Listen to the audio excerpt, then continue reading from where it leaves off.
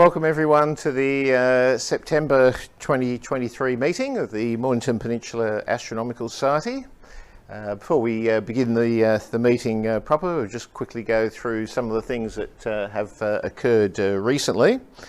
And if you, first of all, we'll do the slightly silly ones first. If you look at the top left-hand side, you'll actually see a recent test firing that NASA reported of a private company that is testing a reusable second stage rocket, and looking at it taking off, it looks like something we could build here at the Briars and achieve the same.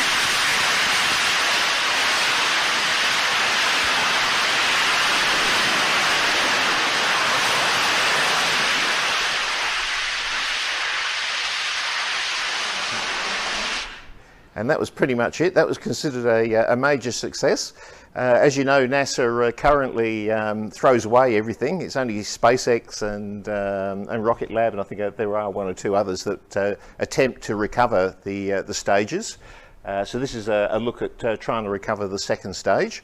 This one is particularly interesting in that it uses a novel heat shield. It's going to be one with a coolant that runs throughout the metal to try and cool it as it re-entered, and they considered that test to be sufficient, at least heat test of the shield.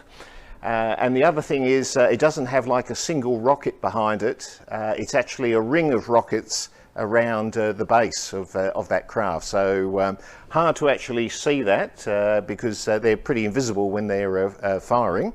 But it was a novel design, and the idea was you play with the thrust around the ring of the rockets to actually direct the craft. So you up the thrust on one side and lower it on the other, and the thing will veer off to the left or veer off to the right.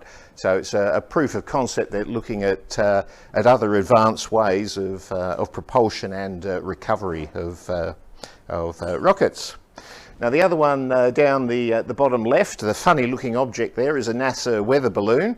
So as you could imagine, if you saw one of those up in the sky on a moonlit night reflecting off it, you would probably be wondering what it is. NASA has officially appointed a director of UFO research, although they refer to it as UAP research. Interestingly, at the announcement, the person, Mark McKerney, wasn't actually present. Because he'd received a lot of abuse and death threats after taking the role. Obviously there must be a few people out there that don't see NASA's role in UFOs. Alternatively, he was missing because he's been abducted, maybe by aliens, and that's why he wasn't actually at the press conference. Given that there was a little bit of an aurora last night, I thought I'd show you the top right-hand one here.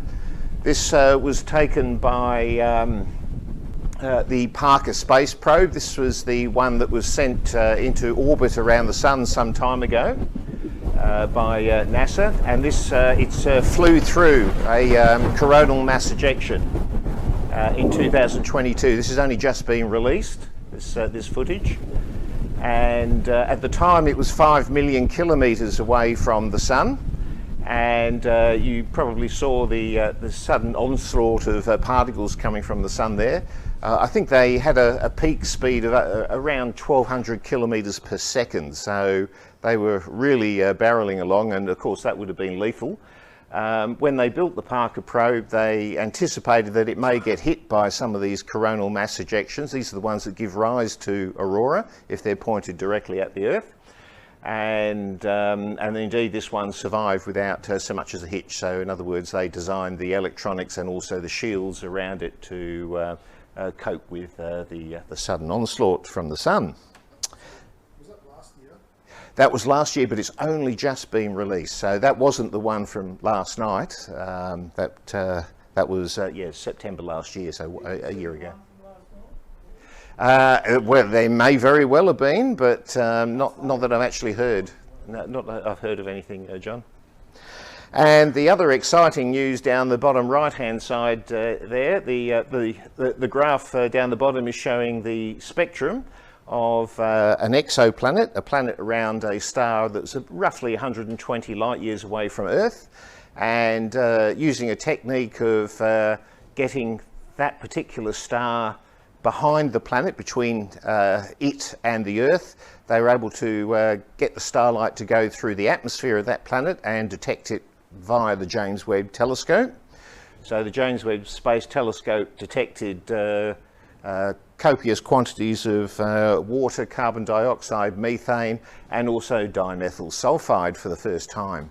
Now, dimethyl sulfide is only known on the Earth to be produced from living organisms, specifically from marine plankton.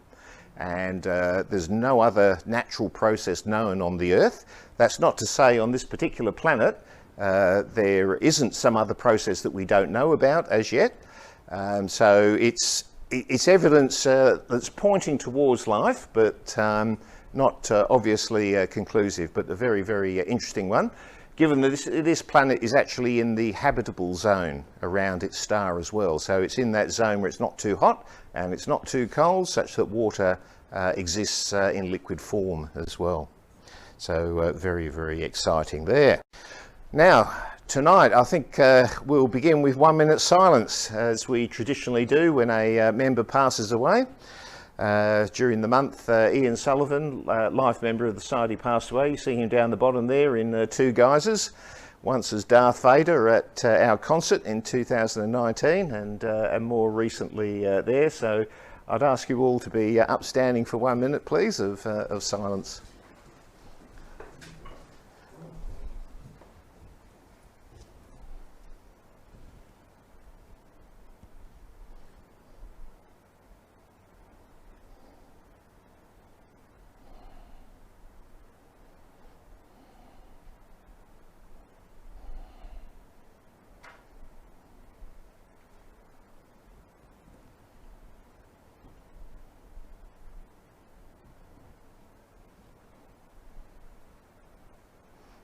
Okay, I think that's about it. Thank you very much. And we welcome the following members who've joined or rejoined the Society fairly recently: Patricia McLeod, family; Robert Gray, Joanne Owens and family; Ahmed El Said and family; and Leanne Laub. Any of those here tonight? Yeah, one. Welcome to the Society. And I will now get our committee members to put their hands in the air. They will say hello to you during the tea break. Any one of them. I would say the ones in blue, but none of them are actually wearing their robes tonight. So we'll try and make you feel welcome tonight. Right, so tonight we'll look at the events past month and coming month that the Society's been involved in. Then Chris will do the astrophotography challenge. Guido, Sky for the month. Nerida and Dave will speak about Mount Buller. Eden's here tonight with a new segment on cosmology, Cosmic Corner. Then we'll show a video from the Jet Propulsion Laboratory on advanced propulsion as used in spacecraft. Then some very short videos afterwards on how NASA actually names the features that it finds on Mars, and it's finding thousands and thousands of them. Looking also at the Europa Clipper that the Jet Propulsion Laboratory is working on, and also a new robot for exploring in snow and icy terrains, as on the icy moons of whether Jupiter or Saturn or the like. So interesting technical work there from JPL. Then we'll actually close with the results of a spacecraft called Gochi that no longer exists because it's burnt up, but it used some of the advanced propulsion ideas that were put forward in the talk several years ago, and worked spectacularly well. Right, so recent events, there's an awful lot on this slide, so I will only go over them very quickly. There was a public night where we had a good amount of cloud, but nevertheless it went well with Trevor there. Working Bee and committee meeting was focused mainly on looking ahead to the big events on the immediate horizon. Then we had Strathmore Girls College out at Merrick's Lodge again. This is very much an annual event, and that was pretty much thwarted by cloud as well. Another public night, also very, very cloudy. Turek College had 2 nights, and they had more luck with the cloud, and also one of them had a good passover of the Chinese space station at the time. The cosmology group met here at the Briars on the Saturday, as has occurred now for a couple of years. Then the public night at Mount Buller, and I'll let Nerida and Dave speak about that. Berwick Guides was good out at Berwick, lots and lots of light pollution, but nevertheless they got to see what was available in the sky that night. Fortunately there was no moon there to interfere. And of course the astrophotography workshop last weekend, and how many here, a show of hands, were actually at the astrophotography workshop? Looks like about maybe half of the ones in attendance were there. And that of course is an annual event. Coming up soon, still quite a few on the horizon for this one. Next week we're down at a retirement village. So retirement village is somewhat different to an aged care home or an aged care facility. These ones do have their faculties about them, and they are mobile after dark. So we've got now 46 of them looking forward to telescopes down at Safety Beach. And Catherine and I will speak to that one. Committee meeting's been delayed a week because it actually clashes with that retirement village, so that's why it's been bumped. Trevor's going to be speaking down at Frankston Library, but no telescopes with that one, just a talk. Public stargazing, Guido will be speaking at the next one before he wings overseas again. Then another retirement village with Manfred. I think I saw Manfred here tonight. Is that still going ahead? It's still going ahead? Yep, good. Parkdale Secondary College, which is usually one of the bigger groups that we do in a year, usually around 200 Year 7 students, so a very large high school. And that one's coming up before the next meeting. And shortly after the next meeting, we have the Telescope Learning Day. Which is on Saturday, and that's now fully booked out as things stand. And the very next day we've got an astrophotographer coming from France all the way down here especially to see us, and he hopes for the first time to photograph some of the night sky from the Southern Hemisphere. So he's not been to the Southern Hemisphere before. He will also be giving a talk to members here at 5 o'clock on the 22nd of October. About differences in astrophotography between the northern and the southern hemisphere, and that should be quite interesting to hear. And then of course Vastrock, which is well and truly over the halfway mark booked at this stage. So if you were coming to the Society's hosting of that Victoria-wide convention, you better book yourself in fairly quickly. Now with that, I will hand over to Chris.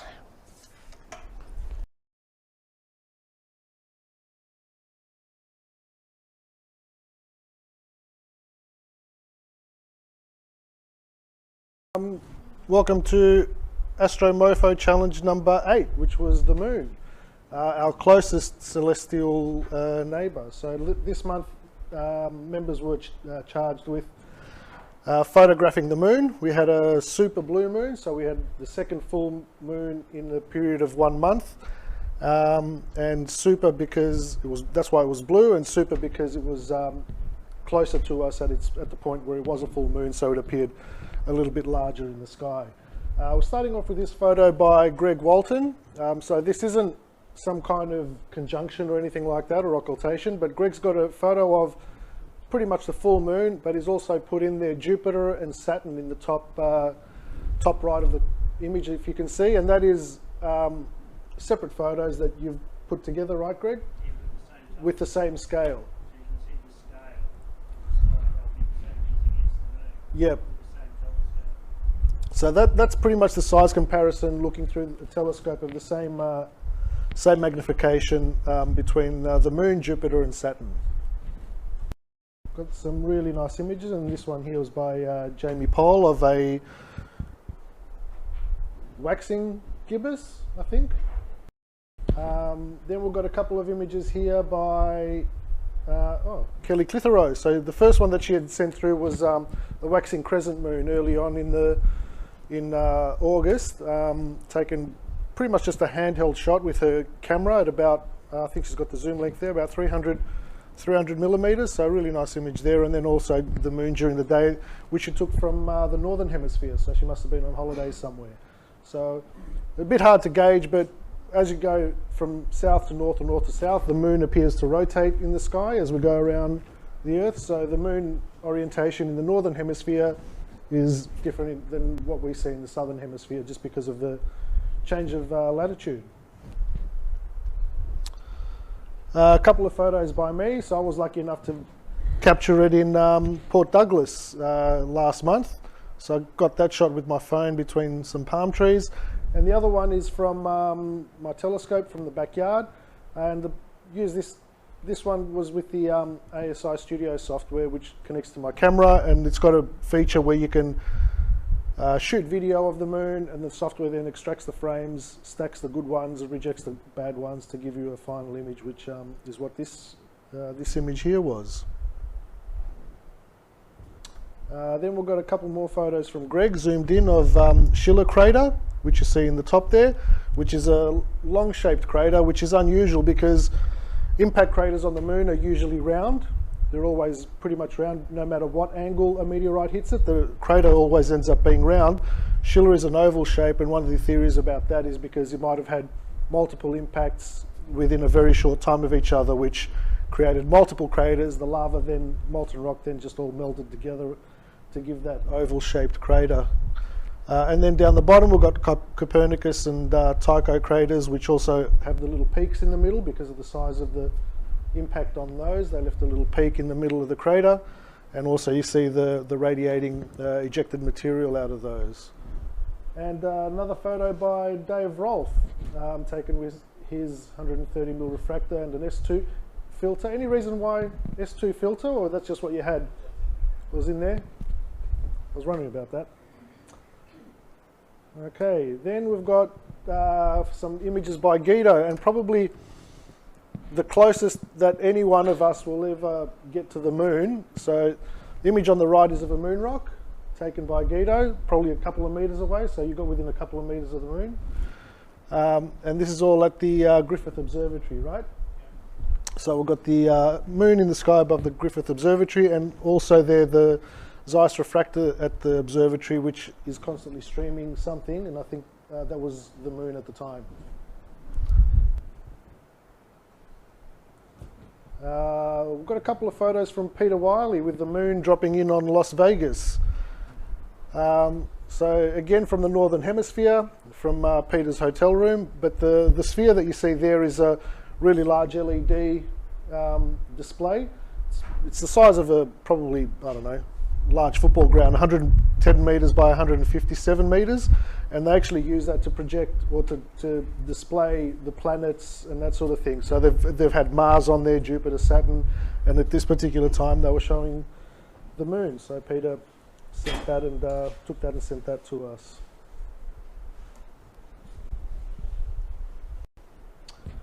Then we've got a few photos by Fred Prater. Couple of nice different ones. The one on the left is a composite of a tree stump in his backyard and the almost full moon there on top of it. Pretty much all of these, except for one, are taken with his Sony camera and then using different lenses and different focal lengths. So the blue moon there, taken on the 30th of August. I think the actual full moon was on the 31st when it was 100%.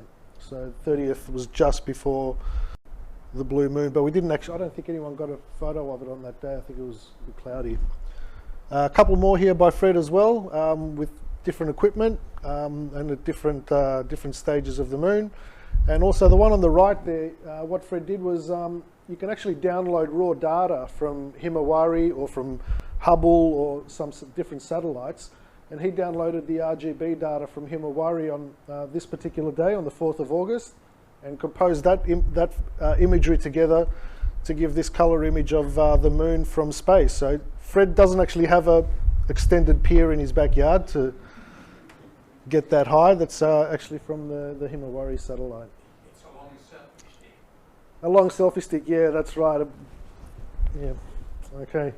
Phil got a couple of nice ones, nice wide landscape shots with the moon in them from the Briars here. So you can actually see our observatory, our dome in the bottom left there. That's right, Phil?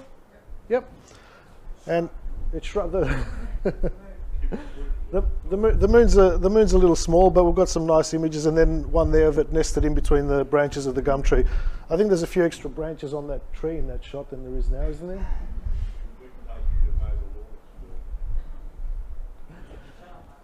All right, now our next challenge is going to be the gas giants. So Jupiter, Saturn, Uranus and Neptune. Guido will give you a bit more information of where to find those in the sky. Saturn has just gone past opposition, so it is still nice and very visible in the sky. Jupiter's coming up at a more reasonable hour these days, I think just before midnight at the moment and getting earlier. And Uranus and Neptune are all in a similar part of the sky to Jupiter and Saturn. So with a wide field, you might actually be able to get all four of them, I think, in the one shot, possibly. No? All right, not wide enough. Yeah, look, see if you can get all four of them, photos of all four of them, that'd be good. And long focal lengths is what you'd need to get good images. So yeah, that's our next challenge. Any questions? Who here has actually got a photo? I know Greg, Phil, Dave, is Jamie here? Jamie, anyone else? Guido, anyone else? No? All right, that's it. Thank you.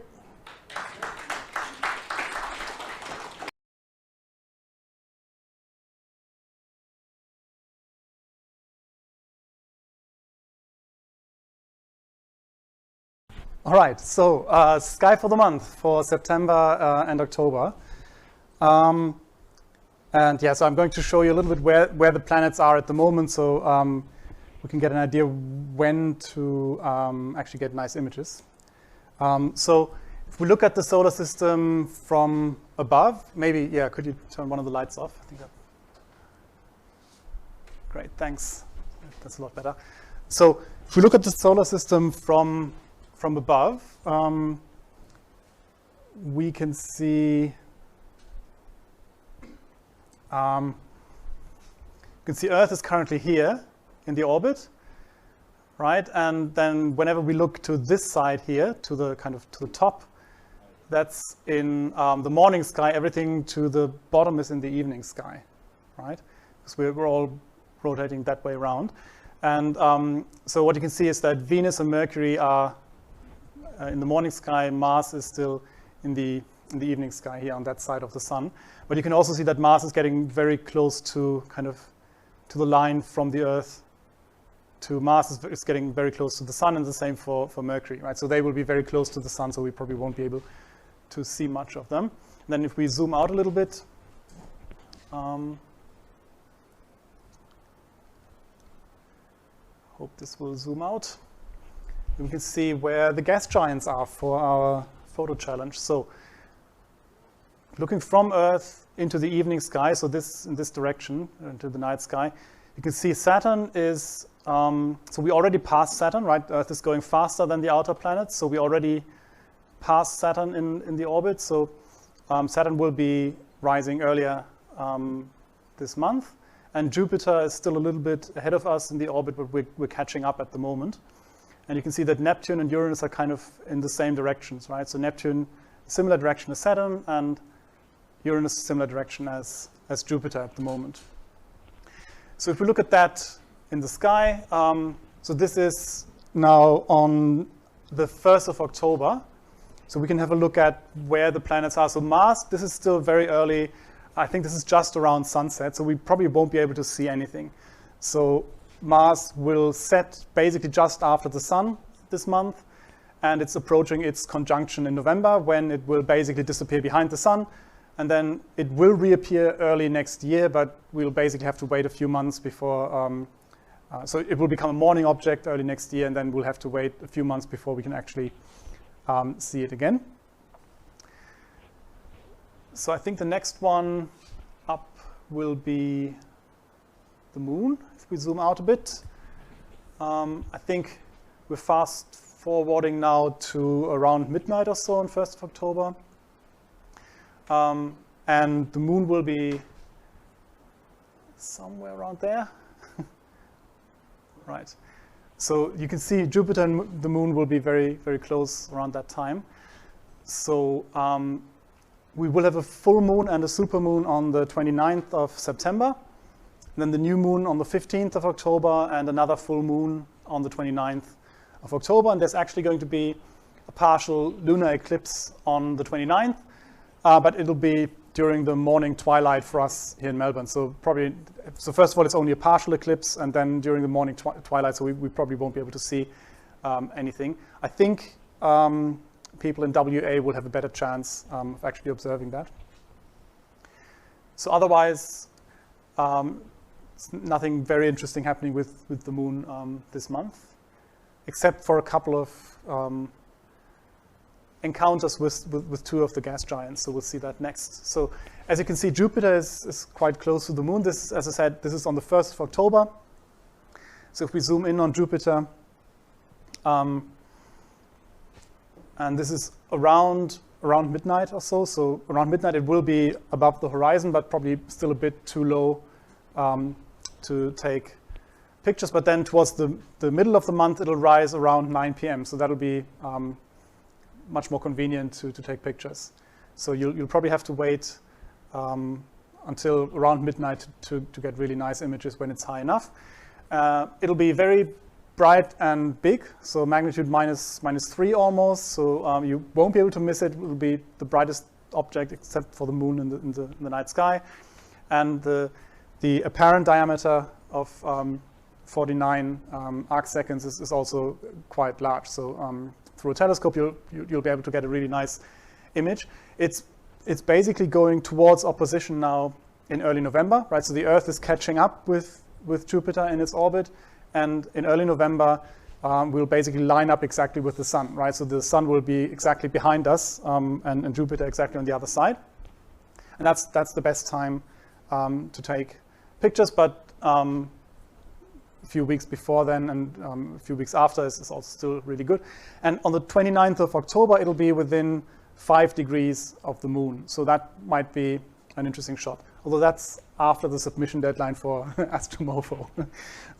Might still be fun to try and catch that, but it's within 5 degrees, so you'll need a pretty wide angle lens for that. There's a few other things that you could try with Jupiter, and that's to have a look at some basically eclipses on Jupiter. So when Jupiter's moons orbit around the planet, if everything is aligned just right, then you can see either the shadow transit across the disk, or you can see the moon itself transit across the disk. And that's actually really fun to try and take a photo of, or maybe a video. And there's a couple of tools. So Sky and Telescope has a web-based tool that you can use to look up all of these shadow transits and moon transits, right? So it'll just tell you, you just basically put in the day and time when you want to observe, and it'll tell you exactly when which moon transits or which shadow transits. And even easier, Greg is always compiling all of this into our calendar. So if you just download Scorpius for September, October from our website, you can see in the calendar the shadow transits, right? So IO shadow transit 10:53 p.m., IO transit 10:40 p.m., and so on. This is for 2nd of October, for example, right? So that might be an interesting thing to try as well for the challenge. And as you can see, that the times are actually quite reasonable now, so it's rising early enough to do that. All right. So next one is Saturn. So Saturn is a bit past opposition, so we've already passed it in the orbit. So it'll be somewhere a bit higher in the sky.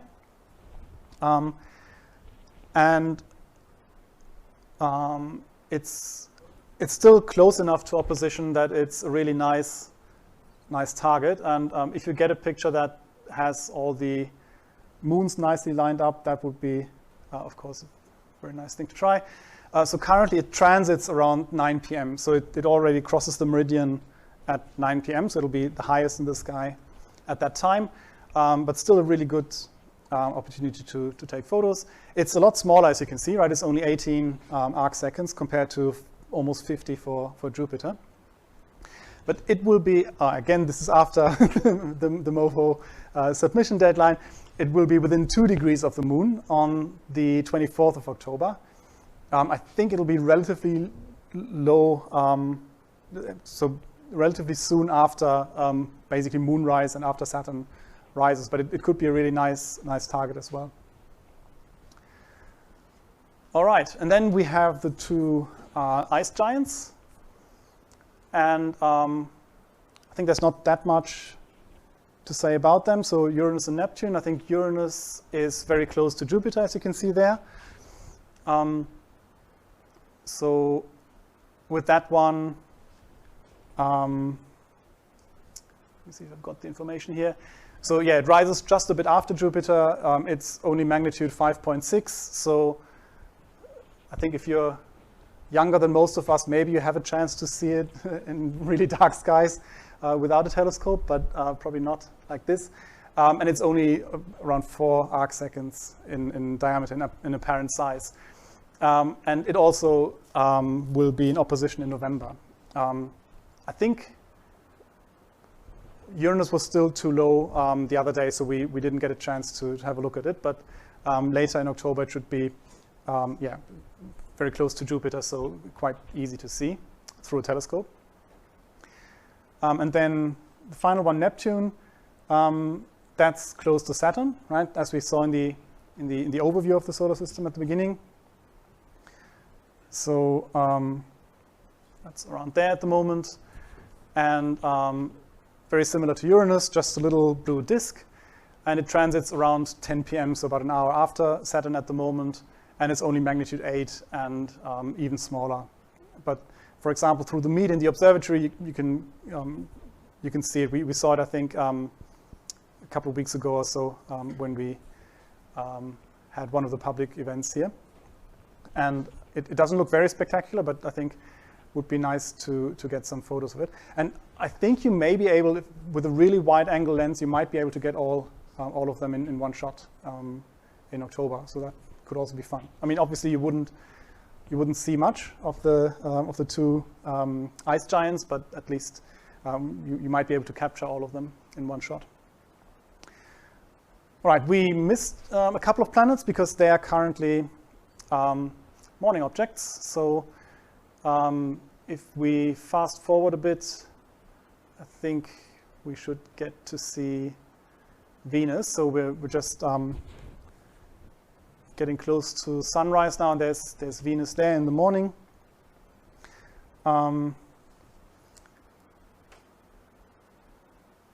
So Venus rises just before dawn. It will reach its greatest elongation on the 24th of October, so that's when it appears to be the furthest away from the sun, as seen from the Earth. And then it'll be magnitude 4.5, so really, really bright in the morning. So you won't be able to miss it. And 24 arc seconds in diameter, in apparent size.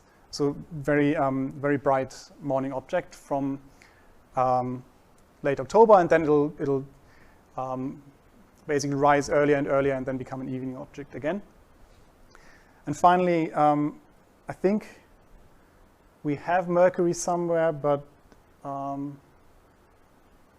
maybe we don't, because I think it's too close to the sun, so you won't be able to see it at all at the moment. There it is. So you can see it's very close to the sun, so this would be after sunrise, and we won't be able to see it. It will be almost fully illuminated, obviously, but too bright to actually see. And so its conjunction with the sun will be around the 20th of October. And so here, just a quick comparison in apparent size at the moment of the planets. This is on the 1st of October. So if you got all of them in one picture, that would be the apparent sizes. All right, a couple of other objects for this month. We have a few comets, but I don't think any one of those would be that interesting to look at for this month. So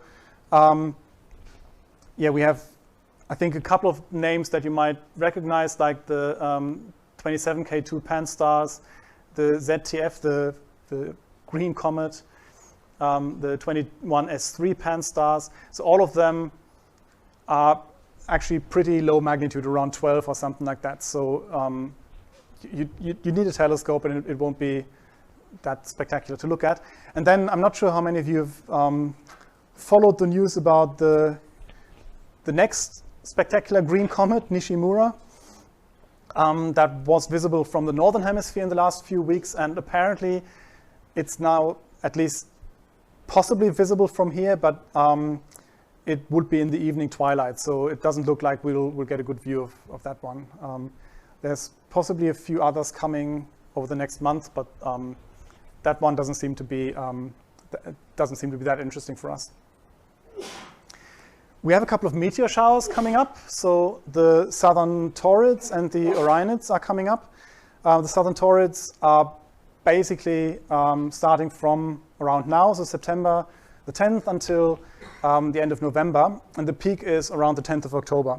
And those have a rate of about 5 per hour, and they're frequently bright and slow moving. And then we have the Orionids between the 2nd of October and the 7th of November, peaking a bit later in October with about 20 per hour, so quite a high rate, and they're often fast and bright meteors, and you might be able to see some kind of trains of meteors as well. So we can have a look in the night sky where the Taurids and Orionids are. So the names just mean basically which constellation they appear to be coming from. So we can have a look at the night sky here towards the south, and you see all the familiar things. So the small Magellanic Cloud in a really nice position, very high in the sky around 10 p.m., 11 p.m., and you can see the Milky Way getting closer and closer to the horizon there. And I'm not sure. So you can see Orion rising here in the east around 2 a.m. or so. So that's for the 2nd of October, 1st and 2nd of October. That's roughly what the sky will look like towards the south. And then towards the north, in the other direction, at the same time, you can see, again, the Milky Way with the usual nice targets there. And I think, yeah, we'll see Andromeda rise very close to the horizon there. Jupiter rising around midnight there, or a bit before midnight.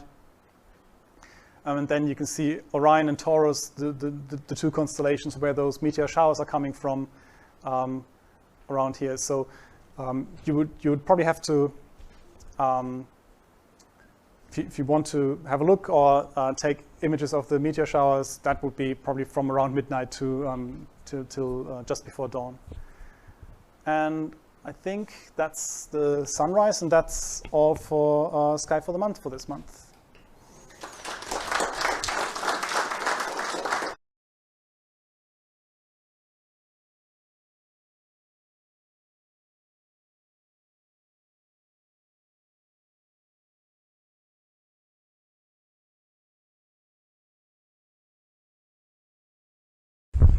So Dave and I have been jaunting around again. We've had another trip since the last meeting. Do you want to explain why we went to Bulla? So there's another combined initiative between MPAS and ASV. Mount Bulla approached us to try and find some activities up there that can be done during the green season. And one of them was the stargazing. Everyone seems to be jumping on to the bandwagon trying to find the dark skies. Would be quite dark up there if all the street lights are out.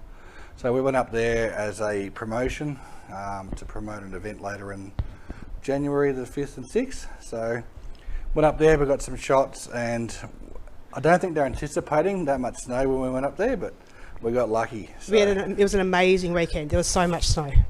So we took our kids. Dave took his son Landon. I took my daughter Piper. He refused to wear a jacket, don't worry. He did put a jacket on later. Yeah. So Dave's car's nice and clean to start with. They arrived probably an hour before I did. And that's why Jeeps are better, by the way, because I got to drive up to the top. I had to stop where the two-wheel drives have to stop and put on chains, and I had to park my car further down in the car park and catch a shuttle bus with my 10-inch telescope and my daughter back up to the top. And for once, everyone was walking around going, I wish I had a Jeep. Yeah. This is our lodge where we stayed at. We had Dave and his son had a room with an ensuite. Piper and I had a room with an ensuite. And then the other guy from the ASV, he had his room. Eddie Pang. Yeah. He had his room with an ensuite. So it was a nice house we were in. That house is actually owned by the management of the Buller. Oopsie. Landon decided that we needed to clean the steps, so I let him go. As you can see, it's harder than it looks. So it was just in anticipation of mine and Piper's arrival, I guess. He decided to do it on his own. I didn't push him into it. He just thought, I want to go and shovel snow because I've never shoveled snow before. So while they were up there, I had to stop and put chains on my car, or nicely asked somebody who happened to be also stopped to put chains on my car for me. And this was the car park where I ended up having to stop. They'd had a lot of snow that day that we arrived, and a car had actually gone off the side of the mountain that they had to go and retrieve. So they were insisting everyone had to have chains on, and we weren't allowed to go to the top. The day that we left, two-wheel drives were allowed back up to the top, but it was just too much snow when we arrived. There was an accident though. That's why you had to put chains on. Yeah, I just said Yeah, yeah. I think I just said that. No, it's just this microphone. I think is picking up This was wind off. my car had been parked for like 2 minutes, and I'd already had this much snow on it before we were waiting for the shuttle bus to pick us up. So this was lounge room at the house that we were staying in. This was all provided to us by Mount Buller as well. This was looking out our back door. We had an awesome view, and we were right up the top near the ski lifts. Yeah, we're at the bottom of those. Sorry, I didn't know there was volume on this. So we went for a walk down to the village, and it was snowing. So my daughter's never seen snow before, so this was pretty exciting for us to actually see the snow. No one expected it to be that no snowy. one thought it was snowing, so yeah. That's our first snow selfie. And it was actually quite thick out there behind us. We were undercover when I took this picture. That's yours. Yeah, more snow. Lots of snow. There's heaps of snow. This is Landon. Landon, he never went down the slide in the end, but he just took a photo on the playground. By the time we walked back, Dave's Jeep, also covered in snow. And as you can see, there's so much snow on the road there. There's no way my car would have got up there. Not a chance. We were watching the shuttle buses getting sideways at the corners, just trying to come back up to the top by this stage. It was that slippery. So we went out to dinner that night. Some people here might recognise Alex from the astrophotography workshop on the weekend. He was up there. There was two groups that went up there. There was us for the viewing, and there's also a long-term plan up there to build an observatory, a remote-controlled observatory. So Alex and the ASV section director of astrophotography, what's his name? Tom something. Tom Fowler. Yep. Mark Ascaro and Krista. They all went up there. Probably not on Buller, but on Mount Sterling or something like that. So they went up there to try and recon some spots where they could possibly go, but it wasn't that well organised. The gates were shut and we couldn't get across to Sterling. The whole thing wasn't that well organised, but it was still a fun trip. Yeah. So we went out for dinner. It was ridiculously expensive because once you're up there, you don't have a choice. You have to pay for what's there.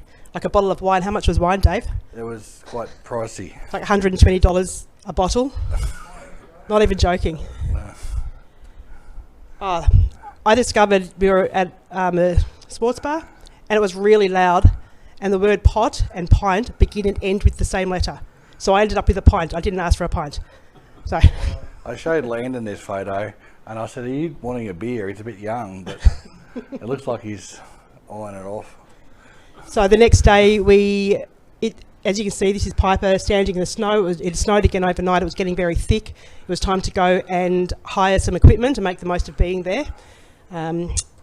So Landon got his skis. He's never skied before.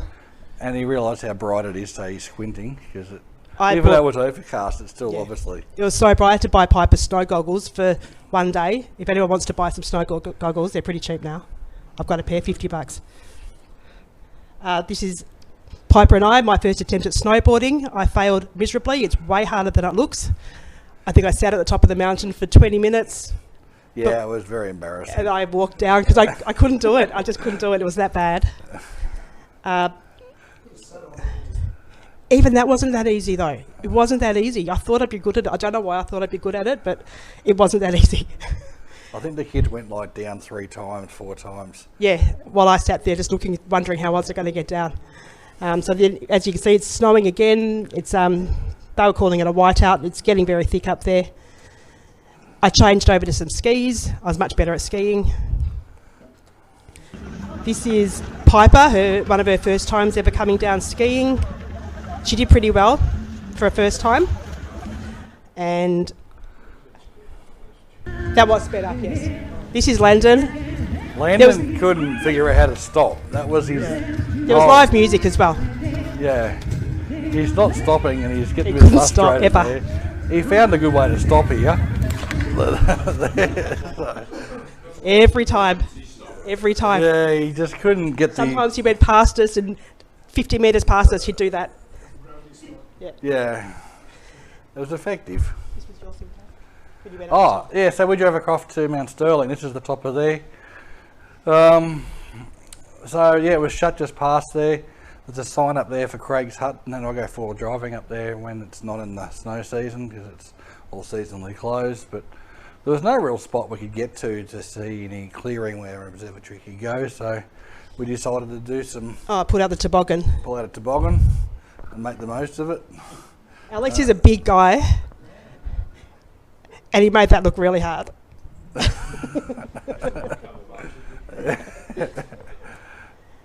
So this was our street, totally blanketed. We walked down this path every day back down to the village. It was a pretty picture. This is pretty much the back door from the cabin we're in. Oh, Piper's first snow angels. That was also sped up, Mark. We haven't shown him any astronomy content. We're getting to the astronomy stuff. There it is. Look, there's an MPAS. We've got our MPAS snowman. Right. The kids decided to build a snowman. And while they were building that, I took a video of SnoMo. Someone had to say it. No sound. But it was pretty thick I'm snow. not too sure. That was the first night. There was no way we could do telescope viewing while it was snowing. So we found... Oh, yeah. Oh, yeah. No, it was exciting because it was the last weekend and the pub had to clear out all the kegs. So... $15 a jug. But Mark said we weren't allowed to have any until we did telescope viewing. So that's a shame. So there's some nice projections onto the snow. Before we decided so Dave had his binoculars, I had my telescope there. And Eddie, he had a telescope but forgot like a really important part to actually be able to use it. So it was packed up again straight away. Yeah, so that was my telescope in front of the clock tower. Dave and his binos. I got some flags in the background this time. These were some random pics we'd only used for promotional stuff.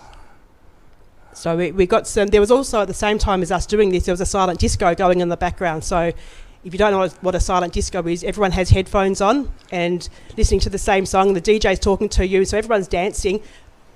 But out of the headphones, it's silent and there's just random people dancing. So it was very fun. But they actually kept our ears warm as well. Is that why that's why you had the one, right? I had them on, yeah, just for that. So there are quite a few people around.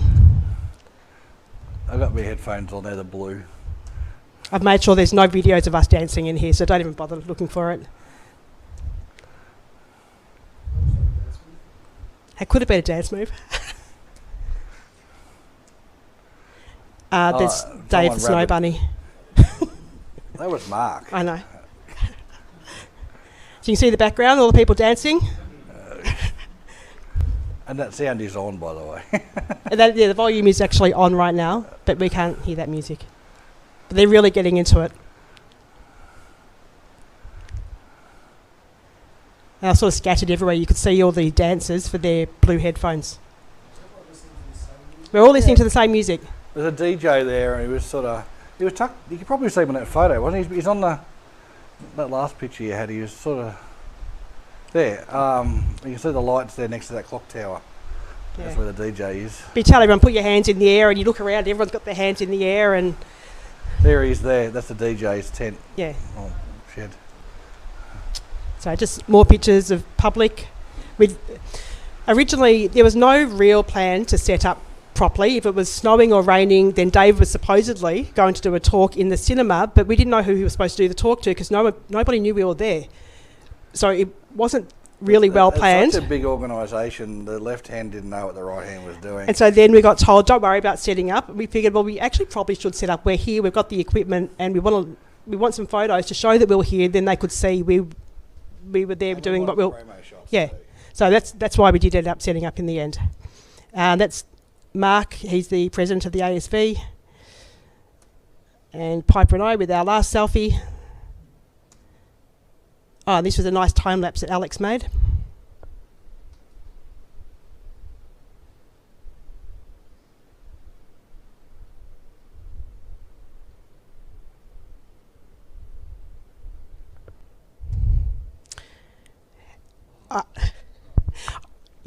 So Dave's silk dressing gown photo, I've made a mission of mine to put that everywhere that we go. So here we are in the snow this time with Piper and Landon and our snowman. Yeah, so this is all promoting to the 7th of January. The same accommodation we had will be available to some members to go up there and do a PVN viewing night up there over summer. When we were there too, they had all the lights on and the ski lifts were running until 9 o'clock. It was so bright, but apparently in January, because obviously there's no snow then, the lights will actually be cut to the village and it will be dark.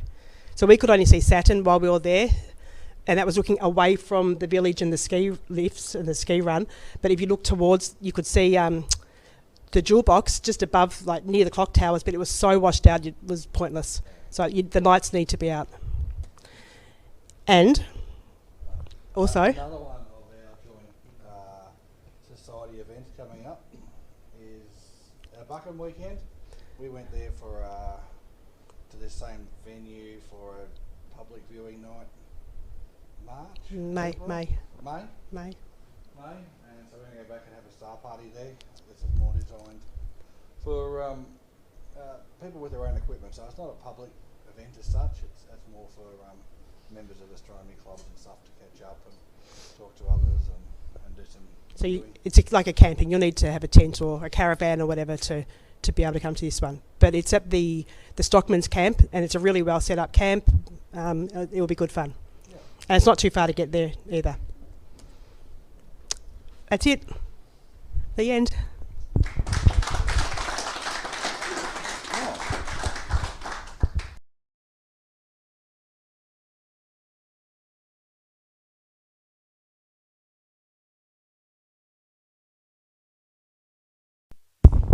So we've decided to create a special subgroup hanging off the eScorpius members group to take all the cosmology chit-chat into the subgroup. So anyone who wants to join this special group to discuss the cosmology, things like that, I'll send out details this week on how to join the special subgroup, and that way we don't all have to receive the emails for the cosmology stuff. Does that make sense? Cool. You'll see, I'll send out an email this week about how to join this special cosmology subgroup. Just to acknowledge that we're 2 years out with our cosmology group every 8 weeks on a Saturday. Some of our members here tonight are from our group. We've got a few hands up. So what we're going to do is actually start the clock again.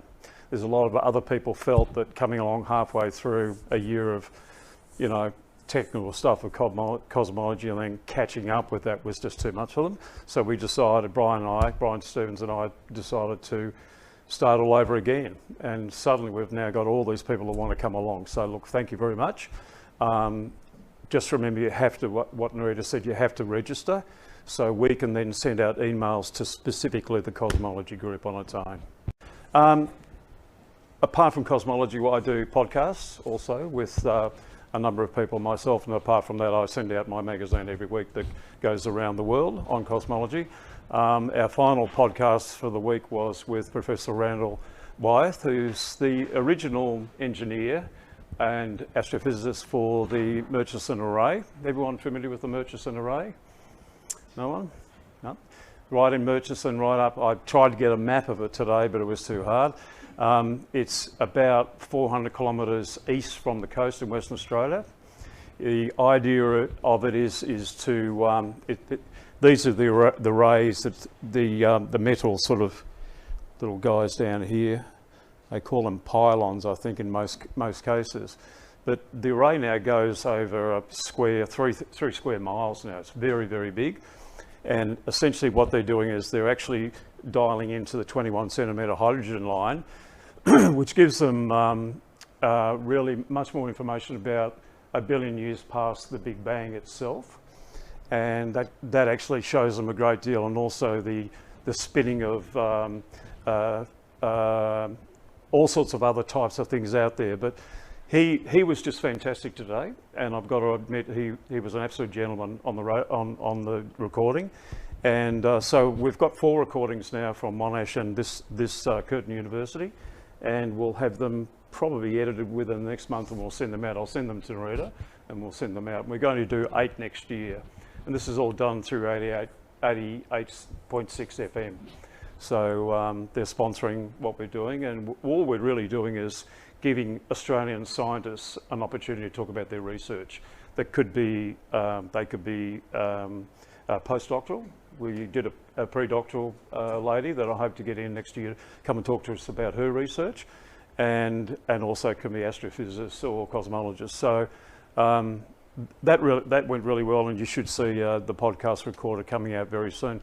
Anyone know, just as a little quiz, anyone know what's in this? I showed this to a group of ours recently here, and they just couldn't figure it out. Yes, it's called the blue dot. And there's a story about the blue dot. Caroline Porco,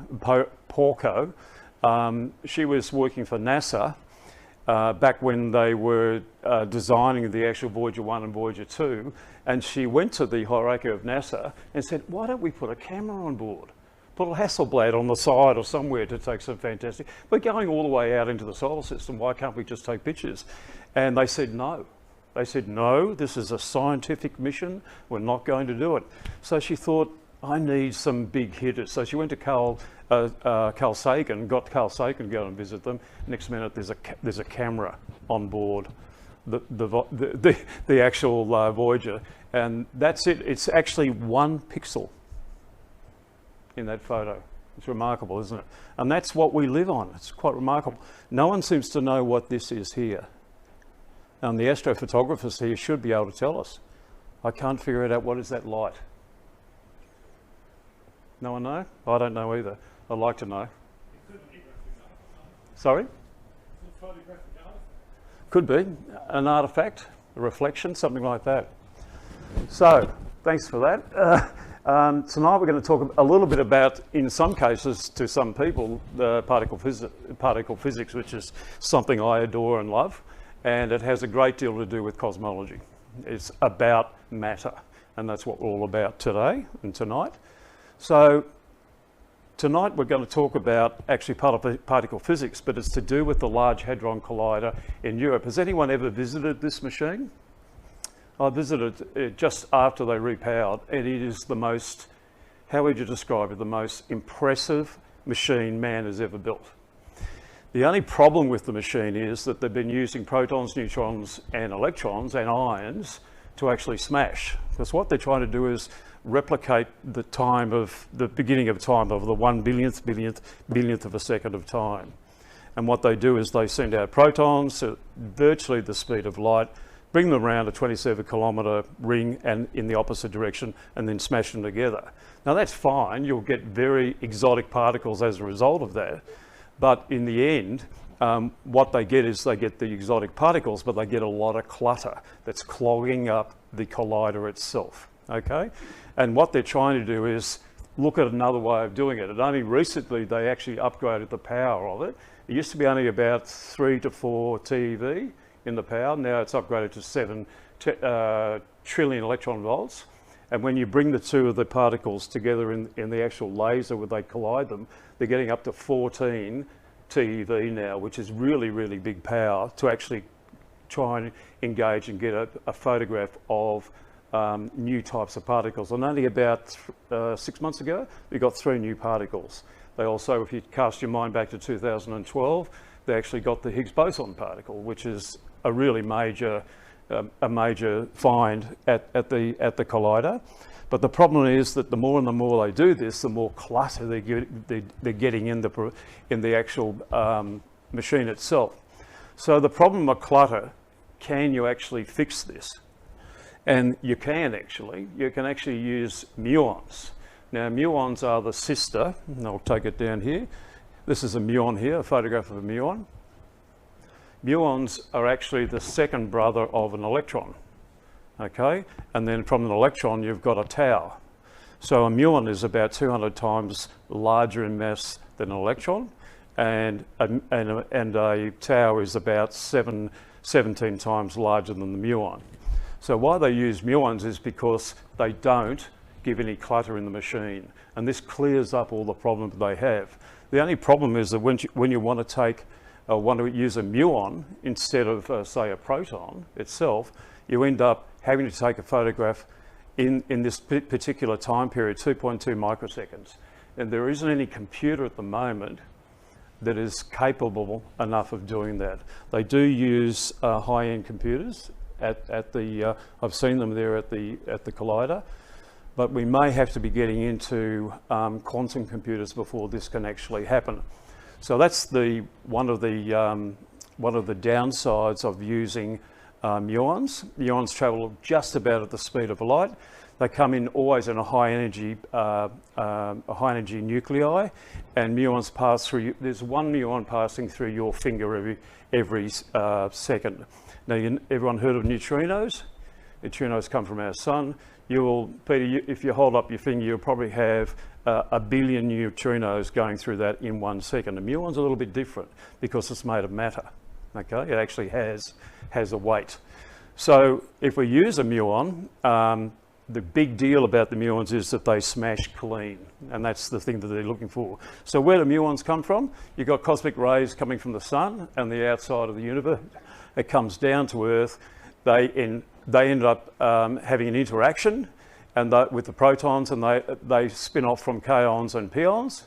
Don't worry about these names, but we keep on going, and we end up around about 10 kilometres above the Earth, muons. That's where they actually come from. When we look at the standard model of physics, this is the muon here. So we talked about the electron before. That's an electromagnetic force that controls that and interacts with it. The muon is second, and the tau is the third. Okay? So if we use muons, it's meant to really give the collider the opportunity to actually have a clearer photograph of the collisions that are going on. So, how do we get through to doing this project? Sooners has now announced in Plan B that they're going to build a 100-kilometre collider. It's going to be finished in 2045. I think I'll be dead by then, but that's how long it's going to take to build it, and it has been confirmed. It's easy for CERN to do it because they're a consortium of countries that pool the money into running this incredible machine. Okay, the thing is that what they do need is they need power, or an excess of power of 20 TeV, and the greatest power at the moment when you come to collisions is about 14. They have to find more power. I think they're probably going to have to manufacture their own electricity station there. They can't keep taking power from Switzerland and France and all that. So they can build it because the people in the towns that surround CERN are very happy with the result. The world hasn't blown up as they thought. There hasn't been any atomic reactions coming from the collisions that they do every day of the week. So in the end, they've got a few things to solve. So in the future, We have CERN that's already announced a 100-kilometre underground machine. The price of this for this super collider is £21 billion. That's today's pricing. Just wait when they start digging the holes to make it could be double that. 100 kilometres underground machine. I think it's going to be an extension from the 27 kilometres that it is already, and they'll just keep it going outwards. Completion date is 2045. They say, yes, they can get to this power, which is quite remarkable. Okay, China. Has China done anything? No, they've gone backwards. They're actually just going to build a collider that actually discovers the Higgs boson. Well, the Higgs boson's already been discovered. I don't know why they need to build one, and in fact, it's going to be a low energy one. It's only burning 5.6 GeV. That's way, way below this. So, in other words, no muon's going to be done there. Fermi lab, which is one of the famous ones in America, which found 4 of the quarks that we deal with. They've done a $500 million study on the possibility of building something like this. And there's been nothing said by the American government at this stage to move forward on the funding for that. Japan, funny as it may seem, they're going with a Higgs, what they call the Higgs factory. So they're going sort of back to where CERN was years ago, probably for the university training and stuff like that. So at the moment, there's really, I think I'm beeping again, there's really no probability of this actually happening. Sorry about that. And that's my 10-minute talk on the muon. Any questions? Yes. Sorry? The God particle. It wasn't named by Peter Higgs in 2012. It was named by the media.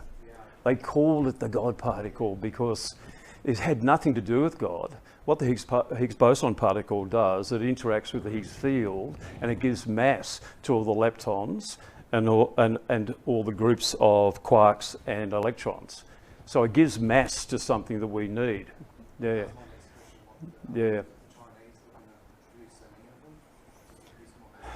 I don't know whether it's ever going to happen. All these ones I showed you before are really wishes, really. I can't see them happening. A question over here? Not a question, a statement. Yep. There's an article in the New Scientist last week. Yes. It's worth following on just this sort of subject. Okay. Yeah. But was it on the building of a Muon Collider, or was it a build? Talking about particles generally and the model Yeah. that's being built up. Yeah. It goes for about 6 pages. Yeah. Yeah. Talking about That's the general model and so on. Well, this is the standard model of physics. I don't know where anyone around here is quite familiar with it, but it basically sets down the subatomic particles here that are the particles that make up matter. Okay? My thing is gives you a sort of an easy general model. Yeah, that's right. Worthwhile tracing out. Yeah, Just last week's New Scientist. yeah, Available in the news agents, etc. yeah, yeah. Well, I think it also might be to do with the fact that the muon itself is being touted possibly as the 5th force. Okay, we've got the electromagnetic force, we've got the strong and the weak nuclear force, and gravity, which is not there.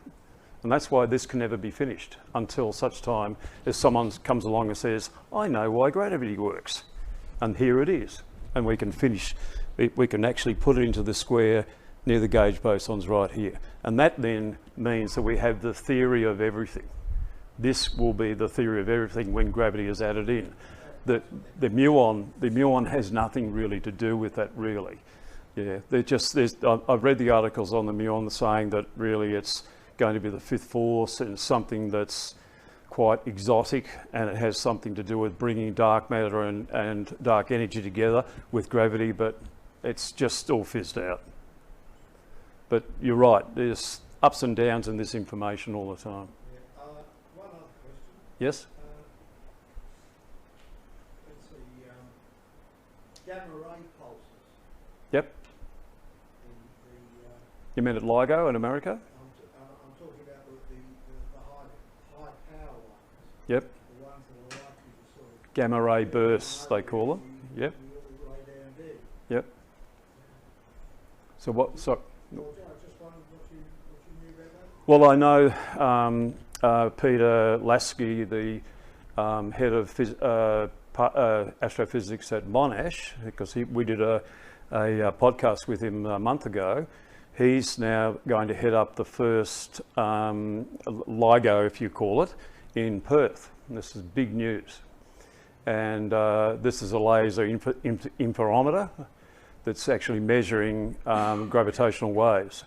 Everyone wants to know about gravitational waves at the moment.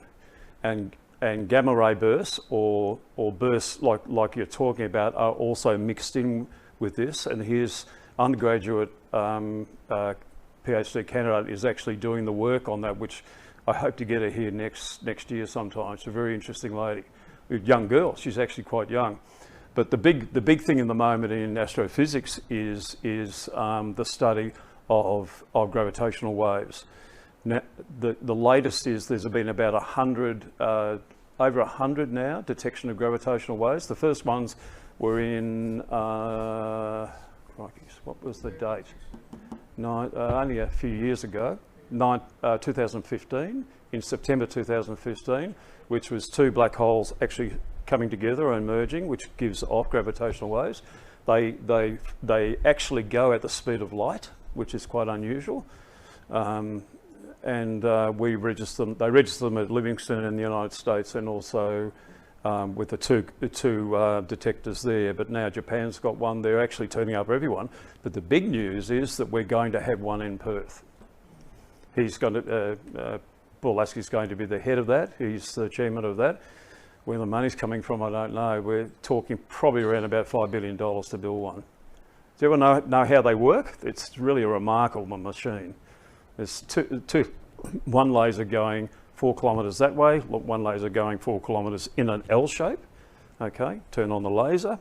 You have mirrors at each end, and the detection of a gravitational wave coming through those lasers, it upsets the actual laser itself, but doesn't vibrate the laser, it shortens the laser. And by which that shortening, they can detect how strong the gravitational wave is. And this is the latest of research at the moment. And so, Peter, I'm sorry we went over time. It'll always be next month. Hit me. But thank you, everyone. Thank you.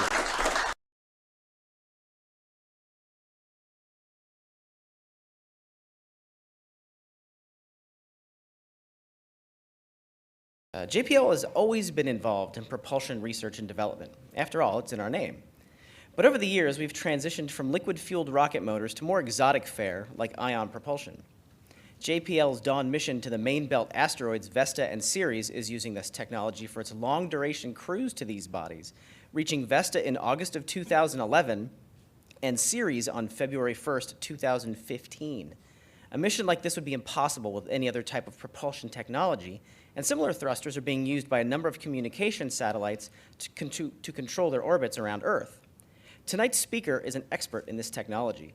He received his PhD in applied plasma physics from UCLA in 1981, and after a 5-year stint at HRL Hughes Boeing and patenting numerous technologies and founding a company, he came to JPL in 2003 as a senior research scientist. There he develops electric propulsion systems for deep space probes and satellites. He is an expert in ion and Hall thrusters, ion beams, satellite communication, high voltage power modulator technology, and the modification of materials by plasmas. He also finds time to teach wireless communications at USC and spacecraft design right across town at UCLA. Not to mention that he is a senior research fellow of the Institute of Electrical and Electronics Engineers, an associate fellow of the American Institute of Aeronautics and Astronautics, and a lifetime member of the American Physical Society. He has many designs, and his many designs and inventions include microwave amplifiers used by satellite radio and the plasma deposition machine that is used to make sunglasses. He has published more than 100 refereed journal articles, dozens of conference papers, presented at more IEEE and APS conferences than he can remember, and is currently working on his second book. So needless to say, he's a pretty busy fellow, and we're happy he could join us tonight. Ladies and gentlemen, please join me in welcoming tonight's guest, Dr. Dan Goebel.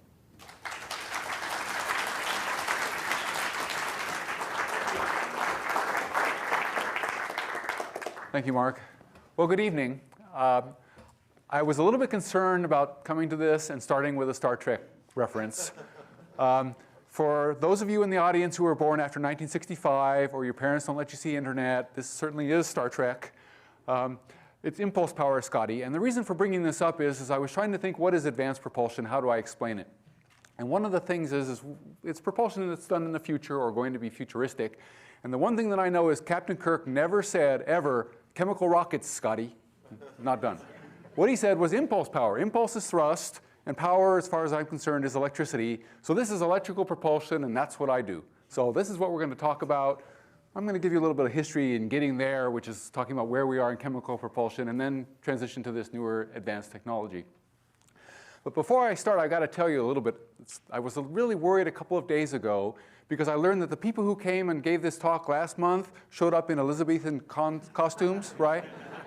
And I thought, oh my God, do I have to dress as Scotty or somebody to get any credibility? And I was really worried about this because, you see, my wife is on travel. She's out of the state. And my daughter's away at college. So there was nobody to tell me how to dress. And so I was really worried. And what do you do in that case? You go to the internet. And you do research. And my research was to download previous webcasts of this talk and find out what people were wearing, right? That's important so that I have a good impression. And what I found is that if I was a university professor, especially from Cornell or back east somewhere, it's blue jeans, shirt, and a tweed jacket, right? If I was in upper JPL management, it's a tie. If I'm a JPL scientist, it's like a polo shirt and probably pants that aren't quite long enough. And all of those are candidates. I could do them all. And so I did the only thing that a man really could do. I went and got a haircut. So I'm hoping that this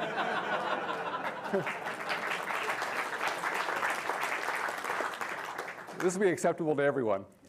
Now, we're going to talk about propulsion. And the first thing you think about in propulsion is chemical propulsion. And so you've got to start a propulsion talk with looking at a shuttle launch. And this is because it's incredibly impressive. Onboard fuel cells. Coming up on a go for auto sequence start.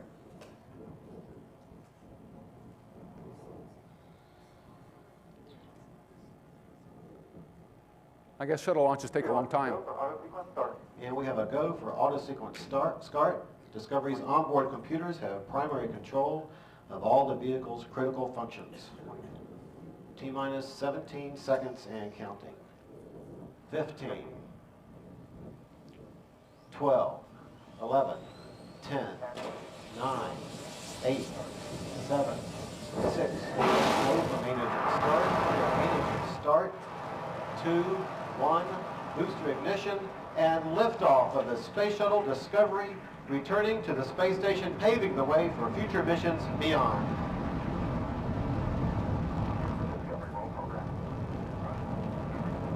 Patrolling the flight of Discovery, the space shuttle begins the journey back into orbit. Discovery completes its roll. The shuttle now heads down, wings level for the 8.5-meter line to orbit.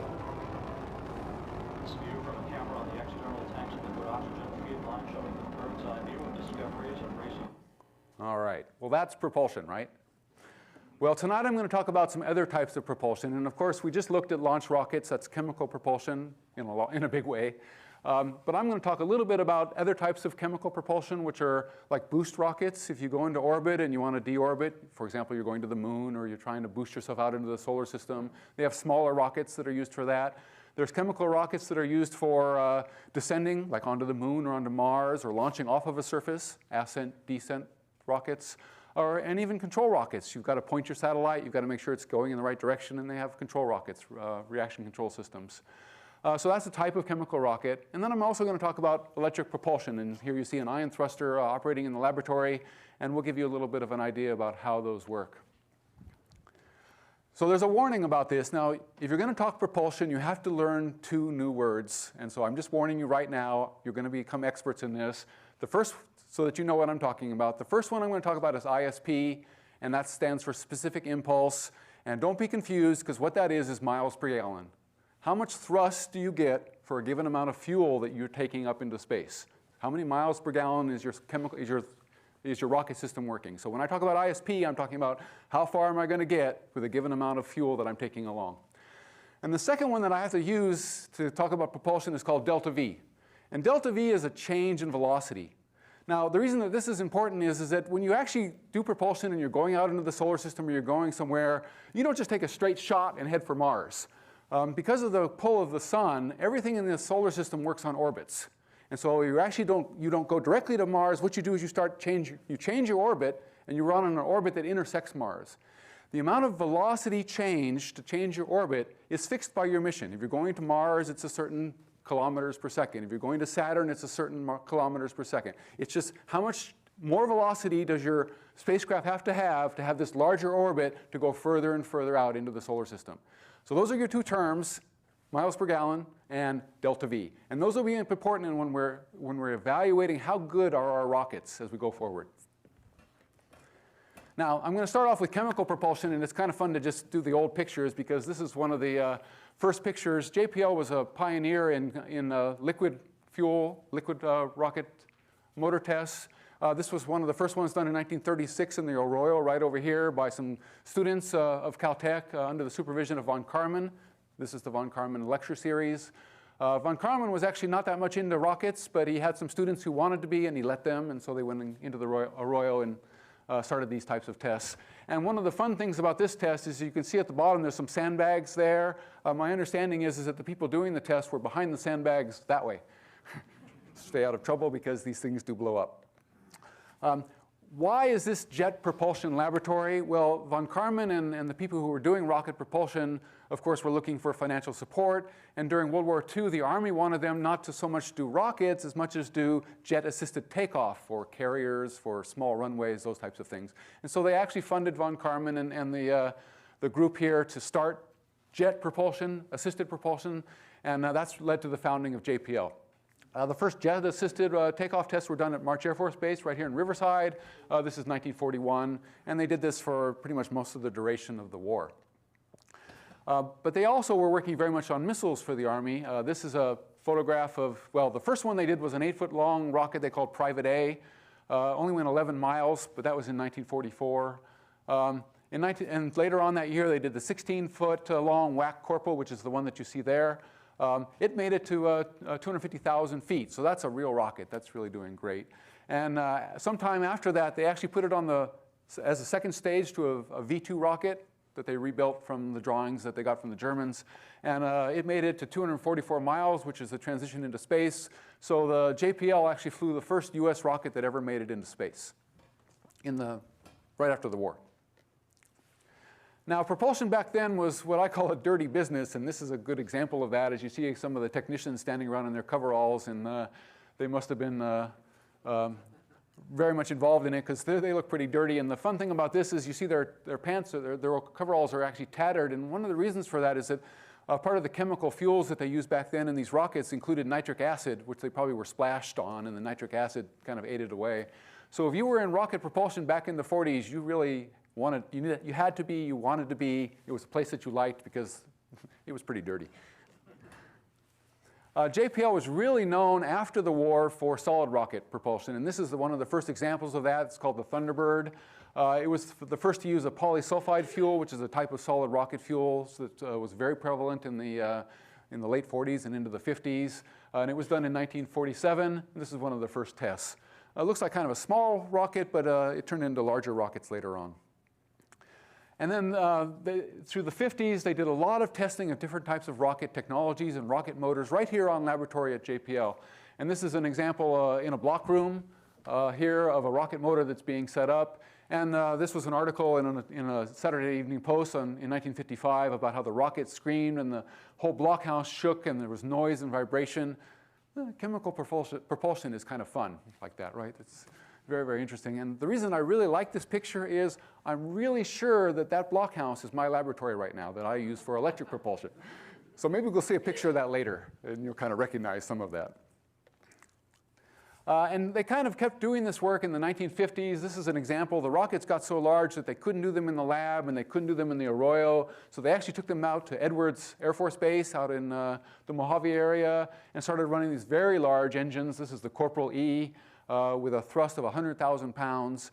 And it was really used one of the first anti-aircraft rockets, missile rockets. Now, this was actually part of the reasons that JPL stopped doing rocket work, because it was so hard to do in this facility. You know, pretty soon Lockheed Yada gets pretty upset about rockets going off in the neighborhood. And so in the 50s, there was a transition of saying, if we're going to continue to do rockets, we need to do it somewhere else. They did it at Edwards. Everyone complained about having to drive out there and all those types of things. And so JPL kind of thought, maybe we ought to move up a little bit in the food chain. And moving up in the food chain means that now what we're going to do is build satellites instead of building rockets. And so you've all seen the response to Sputnik, of course, was the development of the Explorer 1 spacecraft. We also built some of the rocketry for that, but primarily the satellite itself, and further on, all the satellites that have been built here through the 50s and 60s, late 50s and into the 60s and 70s. So JPL kind of got out of the business of really doing big rockets in about 1958 or so, but they didn't completely stop. They still do what's called specialty chemical propulsion, and what that means is that they might buy the rocket from somebody else, but they figure out how it goes onto the spacecraft and the plumbing and the control that's involved. And this is an example of the rovers. I think just a couple of months ago you saw perhaps a rover talk of the vehicles that are on Mars right now. And it turns out that the top picture here is actually the spacecraft before it was launched, and on the top of that is the descent vehicle. You can see the gold circle is a fuel tank for chemical propulsion. And on the right, how this really worked is that they had a parachute that brought it into the Martian atmosphere. And some distance above the surface, they had these retro rockets fire. And it actually stopped the descent, and it hovered. And then they dropped the rover inside of an airbag, and it bounced to a stop. And so that whole design of that descent stage and those retro rockets in order to do that job was done here at JPL. They still do that now. The next Mars rover is called the Mars Science Laboratory, MSL. It's due to launch in 2011. And they're doing the same kind of a thing. They actually have a descent stage, which you see in the picture there. It's going to go into the atmosphere of Mars, come down to some level, and then hover. And the problem is that the Mars Science Lab is too large to actually drop in an airbag. It's just too big. It's the same size as a Mini Cooper, and it would just break an airbag. And so what they're going to do now is from this hovering platform, they're actually going to use a crane, and they're actually going to drop the rover, well, not drop, I hope, let the rover down softly and set it down on the surface from a hovering platform. Well, that's not only got all these chemical rockets that you see here, which they designed and did the implementation here at JPL, but also the control system for that. Because you can imagine you don't want this platform moving around in the wind and shaking as you're trying to let this very expensive rover down. And so all the control rocketry is done here at JPL to make sure that we have a stable platform. So there's still a lot of work on chemical propulsion here at JPL, but it's specialty. It's really the controls and the special things that you wouldn't get somewhere else. It certainly is not launch vehicles. So now we're going to talk about advanced propulsion, or what's the next step. What are the things that we still do here at JPL? And you guys remember ISP, it's miles per gallon, right? The way to get more miles per gallon from rocket fuel is to increase the velocity of the particles that are coming out. If you do the math, what you find is that ISP is actually directly proportional to the velocity of the particles. Now what happens in a chemical rocket is you're burning propellants, right? So there's molecules in there, and when you burn them, you break these molecules. The velocity of the particles that come out is the chemical bond of those molecules, and that's all you can get. So it isn't like you can get 1,000,000 miles an hour out of breaking these bonds. It's a finite velocity. It's 5 kilometers a second or whatever the number is, and it's just associated with the chemistry. So the only way you're going to get higher velocity particles is to use a different way to accelerate them, and we use electricity. So the idea is now what we're going to do is we're going to either heat this propellant up with electricity, or we're going to accelerate the particles with electricity and get more velocity. We get more velocity, we get more miles per gallon, more ISP. So that's the concept. By the way, that concept was started in 1906 by Goddard. It's been around for a while. And so that tells you kind of what the benefit is. Now, why is this good? Why do we want more miles per gallon? If you look at chemical propulsion, you have to take a lot of chemical fuel with you to do things. In other words, the miles per gallon is not very good. And so what you find is that a chemical rocket system is really big, mostly because it's carrying a lot of fuel. And the payload, what you're taking, which is scientific instruments or communication travel, communication channels or cameras, whatever you're trying to take and do science with or do communication with, that's small compared to the size of the rockets. And my analogy of that is that this is the Hummer of the spacecraft world. Yeah, it's big and it's got a lot of power and a lot of thrust, but it's a pretty poor gas mileage. Now, electric propulsion is the opposite. Electric propulsion has a high ISP, which means you can take the same amount of payload and you can deliver it with a smaller amount of fuel. So the whole spacecraft gets smaller. And so this looks like a Prius, that's a good example because that's electricity anyway. But the whole idea of a Prius is that you have a high miles per gallon and you have less fuel, and that makes it literally a lot cheaper and a lot smaller. So you can use electric propulsion to actually reduce the cost of your spacecraft, make it smaller, make it more manageable. One of the things that I want to tell you is that there are some places where a Prius can't go, and you have to have a Hummer, right? You just need that horsepower, you need that force. So there are chemical missions out there that you just want to do because you need all that thrust. On the other hand, Priuses can go in a lot of places. And so there's lots of opportunities to go and say, rather than drive my Hummer to Mars, I'm going to drive my Prius, and I'm going to have a much smaller launch vehicle and save a lot of money. Now, saving money is one thing, but here's the only equation you're going to get tonight, which is what's called the rocket equation, derived in 1911 in Russia. It's been around for a while. But if you look at the rocket equation, the amount of mass that you're sending somewhere, so how much payload we're going to send to Mars or to send to Saturn, is equal to how much you start with in your rocket times this e to the delta v over the ISP. So now you guys know your terms. Delta v is this velocity change in order to change the orbit to get there. So if you have a higher ISP, if you have more miles per gallon, you plug it into this equation, you deliver more mass. And so electric propulsion gives you the possibility for the same size rocket to deliver a lot more payload. And that's really great if you want to deliver more science, you want to deliver bigger rovers, you want to do more communication channels in your communication satellites. Electric propulsion gives you that option because you're not wasting all that mass on fuel, you're using it on payload. So that's the benefit of electric propulsion, ion propulsion. Now, earlier on you just heard the mention of Dawn. Dawn is a spacecraft right now that's flying using ion propulsion, electric propulsion. And of course, it was launched on a launch vehicle called a Delta II Heavy. And the launch vehicle is 40 meters high. It weighs 230,000 kilograms. And it has this huge thrust, 140,000 pounds of thrust. The ion propulsion system, once you're in space, you have an ion propulsion system, is that big down here. It's this little guy down here. It's a tank about this big and a propulsion system that's about this big. So it's 2 meters high, weighs about 1,000 pounds, 500 kilograms. And it has a thrust of 0.3 ounces. That's the thrust of a piece of paper. And I'm going to tell you that's OK. It's not much thrust, but you'll see in a minute that it still works. So the ion propulsion system, actually the propellant tank that's down there would actually fit in the trunk of your car. It's about like this. Holds about 1,000 pounds of xenon. It's the gas that we use as the propellant. And it's very small compared to this spacecraft. But the delta V given to this launch vehicle, the delta V given to the spacecraft by the launch vehicle is the same as the delta V given by this little tiny electric propulsion system because we're using electricity. So there's a great advantage in using electricity for these jobs. Now, I already talked about Scotty and how we saw things in Star Trek, but we've been thinking about this for a long time. Those of you who remember 2001, I love this, because 2001, that's what the spacecraft looked like on the left side. It's a little dark here. But when you saw that view at the end and it was going away, those were blue glows back there. Those were ion sources, ion engines, just like we're using now for Dawn. So even back in the middle 60s, we knew about ion thrusters and ion engines and the benefits of using electric propulsion. And Hollywood was way ahead of us, and they were already showing what's going to happen in the future. The future turned out to be only a few years ago, because in about 2004, 2005, NASA started a program called Prometheus. I don't know if you heard about that. But the idea is we want to go to deep space, in this case to Jupiter and to Saturn. And what they were going to do is use nuclear power, fly large nuclear power systems, and use that to power ion thrusters, ion engines, and go to Jupiter.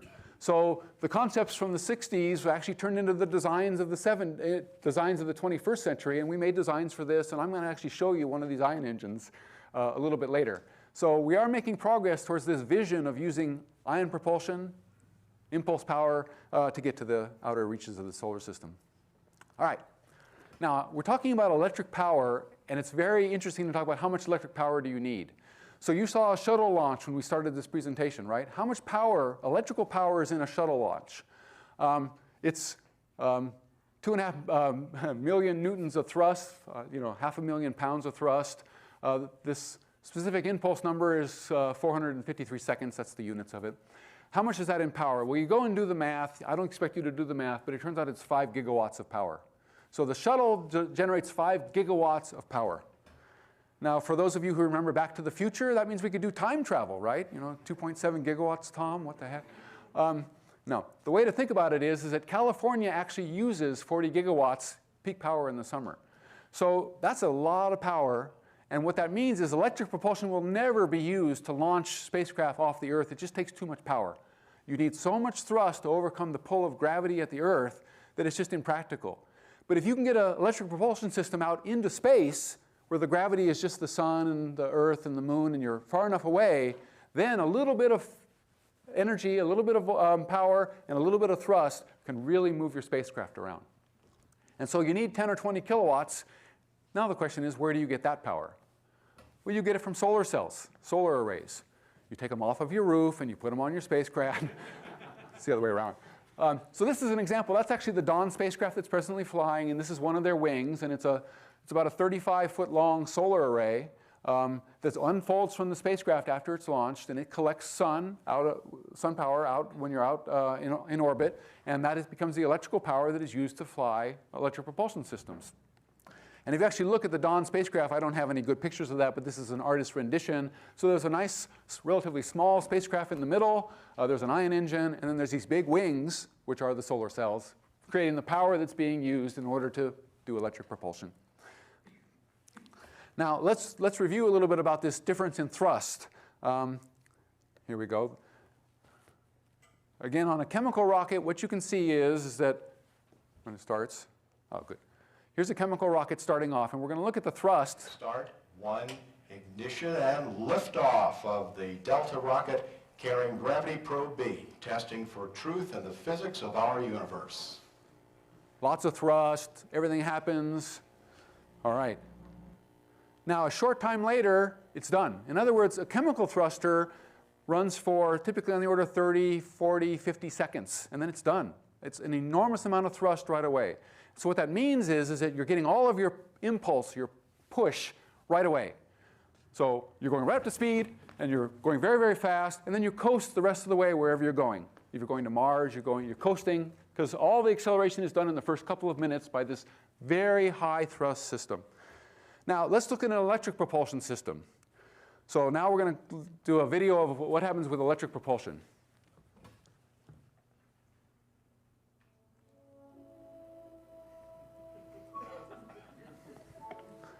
Not much.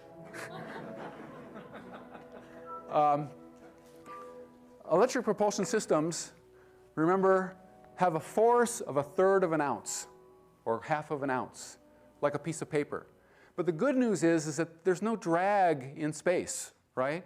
So what you're doing is you're taking something in space with no drag, just a lot of mass, a lot of inertia, and all you're doing is softly pushing on it. So it's going faster, and you're still pushing, and it's going faster, and it's going faster, and by the time it gets over here, it's going faster than the chemical rocket was.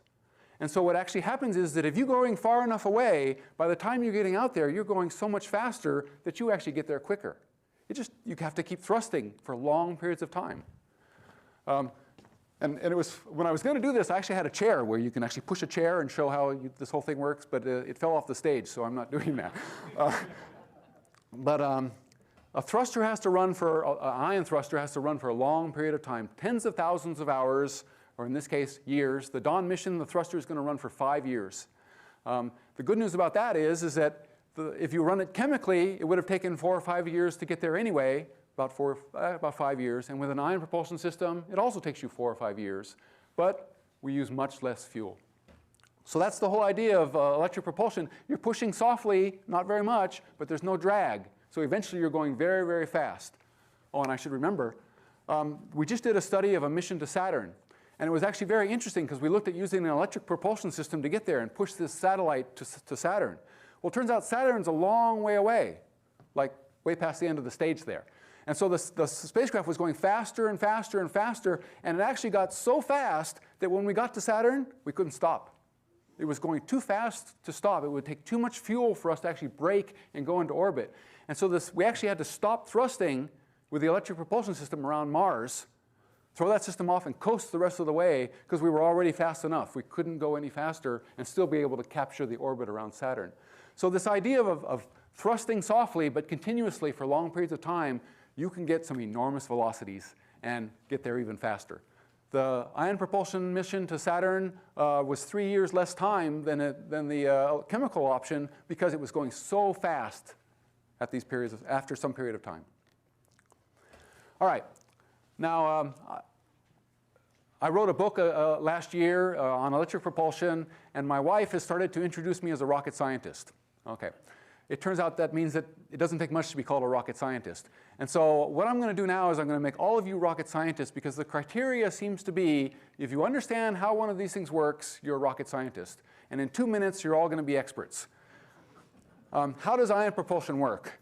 So you have a chamber. So it's a container. And on one side of this container, you have some grids, literally grids with holes in them.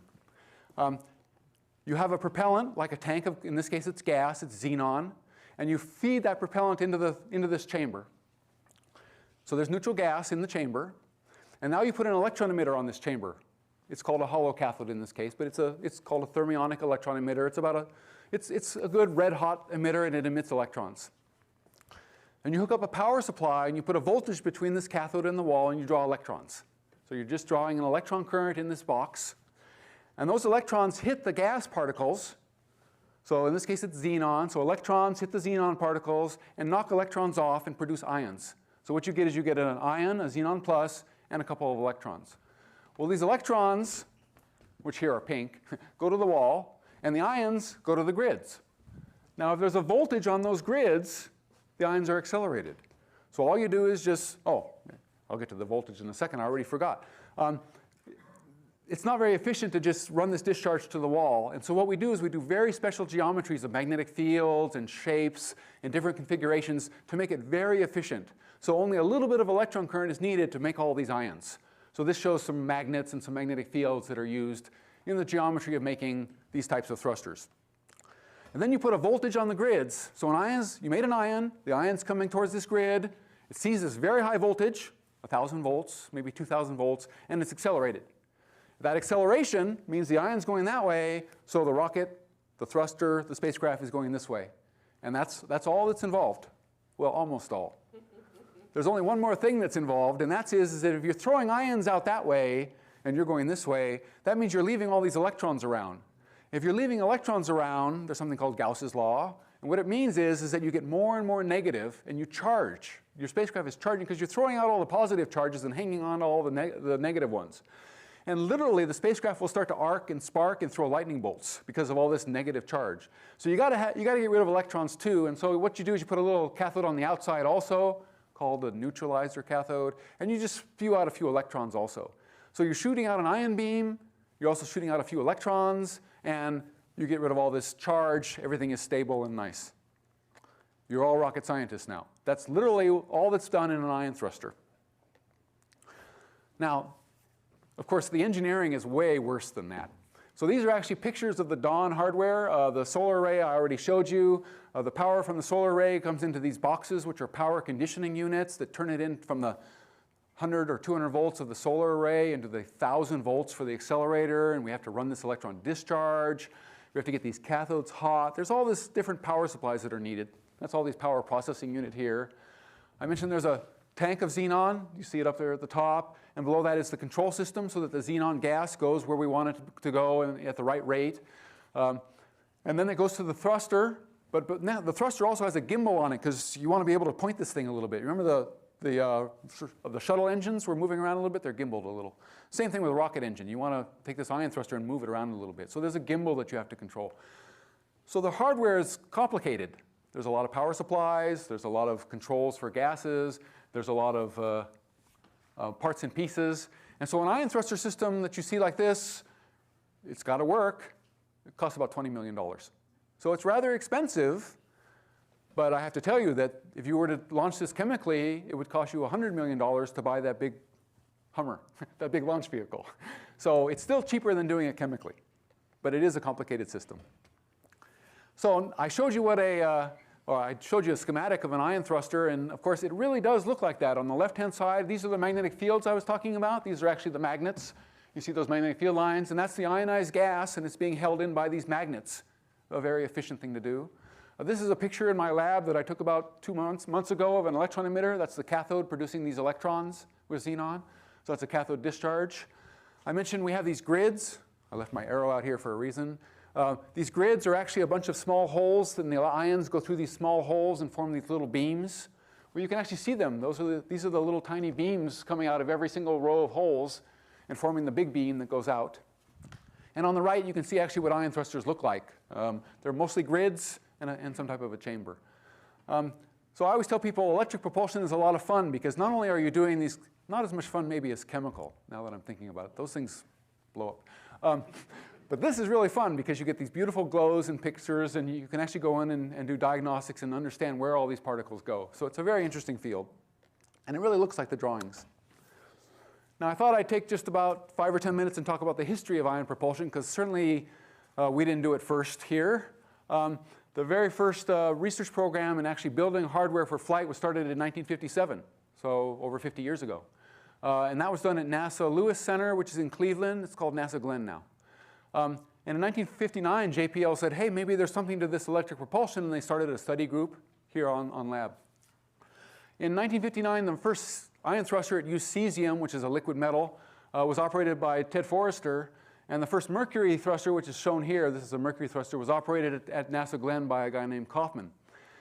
And then in 1962, JPL started its first ion propulsion laboratory, and that's actually now, 50 years later, that's my laboratory. So it's kind of nice. I inherited the very first one. Unfortunately, with the same old hardware in it. But now, the reason that I show this and even talk about it and give you names is that my thesis advisor was Ted Forrester. Excuse me, Ted Forrester. And Ted Forrester, he was a great guy. And he actually operated the first ion thruster in about 1957 or 58. And Kaufman operated these mercury thrusters a couple years later and published later. But Kaufman got all the credit in NASA for doing ion thrusters first. And so Forrester and Kaufman hated each other. I mean, they couldn't be in the same room. They were arguing all the time. They were saying nasty things about each other. And I actually met Kaufman a couple of years ago. He was a very nice man. But boy, these guys fought all the time. And I was trying to figure out why. And I talked to Forrester about it because I was a graduate student there. And I said, what's the deal with you and Kaufman? And Forrester said they were both professors. And he used a great line. I don't know if you've heard this one before, but he says, well, we're looking for who gets credit for starting ion thrusters. And you know, in academia, the battles are so fierce because the results don't really mean anything, right? It's all academic. And so I wanted to just show you. This is Ted Forrester. I look exactly the same, right? 30 years ago. This is me as a graduate student, and this is 1978, almost 31 years ago. And so I have a lot of history. Ted Forrester has the first ion engine ever made and flown. It's in the Smithsonian. Great guy. And Harold Kaufman, also a very smart guy. And together they flew the first ion thrusters. This is 1964. They actually flew a rocket called the Space Electric Rocket Test, CERT-1. So they actually flew a rocket into space, and they launched these two engines. The left engine is Forrester's cesium engine, and the right engine is Kaufman's mercury ion thruster. Now, the reason that that's kind of fun is that it turns out that, okay, Forrester did it first. You all heard me say that? Very loyal student. But it turns out that in this particular test, the feed system failed on the cesium one, and so Kaufman was actually the first thruster to operate in space of these ion thrusters. So maybe that's also some of the conflict between the two of them. But the following year, they ran it again, they did it again, and Forrester's worked. So, you know, there's plenty of credit to go around. NASA kept working on this. In 1970, they flew the second main satellite. It's called CERT-2. And in this case, remember, NASA flies NASA hardware, and the Kaufman thrusters were done in Cleveland at NASA Lewis Center. And so they flew Kaufman thrusters. And there's two of them. There's one there, and there's one up at the top on this particular spacecraft. And the idea was, okay, now we've shown that these thrusters work. Let's show that they run for a long time. Remember I said 5 years? Well, the goal in these tests was to run for 4,000 hours. And one thruster lasted almost 4,000 hours, and the second thruster only 3,000 hours, and they both failed. And so the performance was great. Good efficiency, the thrusts they wanted, everything was just fine, but the life was the issue. And 40 years later, that's the big issue in thrusters. What's the life of thrusters? How long do they last? How do you get them to run for 5 years? I just want to do one more quick thing about the history of this. In the 70s, they started to build bigger thrusters. This is actually it's 30 centimeters in diameter. That's about this big. The ones they flew earlier were like that. So this is 30 centimeters in diameter. It was actually built by industry, by Hughes Research Labs out here in Malibu. It was a 2 kilowatt to 5 kilowatt power level. You can see the grids on the front. And there were a couple issues with this. And the first issue is, where were they going to get 2,000 watts? In the 1970s and even into the 1980s, those big solar arrays were not available. And so even if they had an ion thruster, they didn't have enough power available to the spacecraft. And I actually went to Forrester and I said, what the heck were you thinking about? Why are you making big thrusters like this when there's no power available? And he said, oh, we were sure that by the 1980s there'd be nuclear reactors on every spacecraft. And if there's nuclear reactors flying, then who cares about a little bit of mercury spewing into the atmosphere, right? Because you got plutonium out there anyway. So there was a whole concept back then of you could use these exotic materials and you could use nuclear power and make electric propulsion. And of course, none of that came true. And so we had to wait a long period of time before we could really fly these to get the solar cell and the solar array technology. And the very first thruster that actually was flown to push around a satellite for real, the communication satellite, was done in 1998. And it used only 400 watts, the very first one. So it used the technology that was basically at the power level that they demonstrated in the early 60s, but they're just waiting for the spacecraft to get mature enough to be able to use it. And life was certainly an issue. Now, NASA, of course, got away from this nasty mercury stuff and designed and built the N-Star thruster. It's their kind of state-of-the-art thrusters. It's actually flown on a Deep Space One mission. It's now flowing on Dawn. This is the Dawn spacecraft. And these are the solar arrays I was talking about folded up.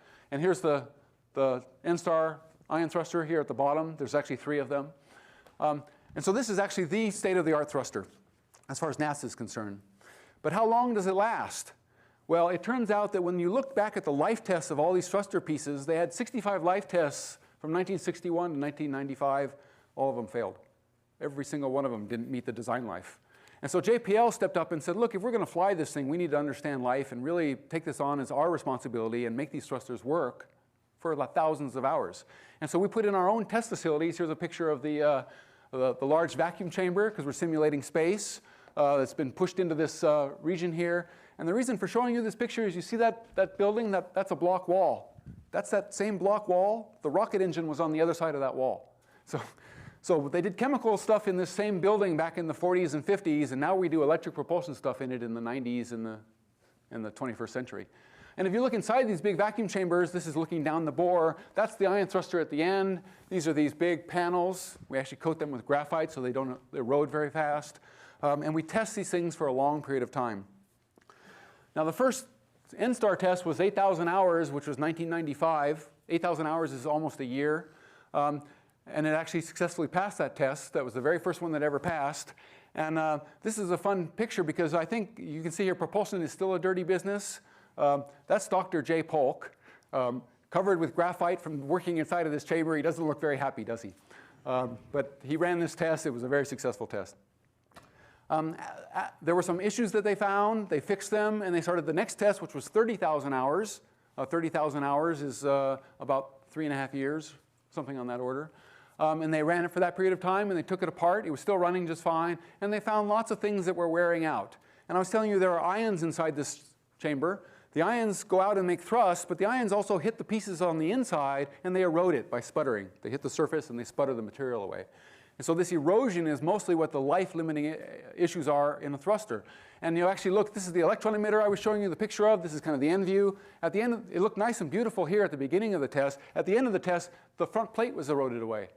And actually, the cathode itself was severely damaged. And also the grids, which started out with a hole which is this big. At the end of the test, the hole was this big, and there's lots of other structure in the grids, all from this ion erosion. And that left a lot of material inside the thruster, which are all these flakes. And that's bad because flakes cause electrical shorts. We have thousands of volts, and you don't want flakes around. So there's lots of things to work on in order to improve the life of these thrusters even after 30,000 hours. And we do that by modeling and testing. So you can make improvements, and then you got to run another life test. How long is it going to run? The 30,000 hour life test took us 5 years.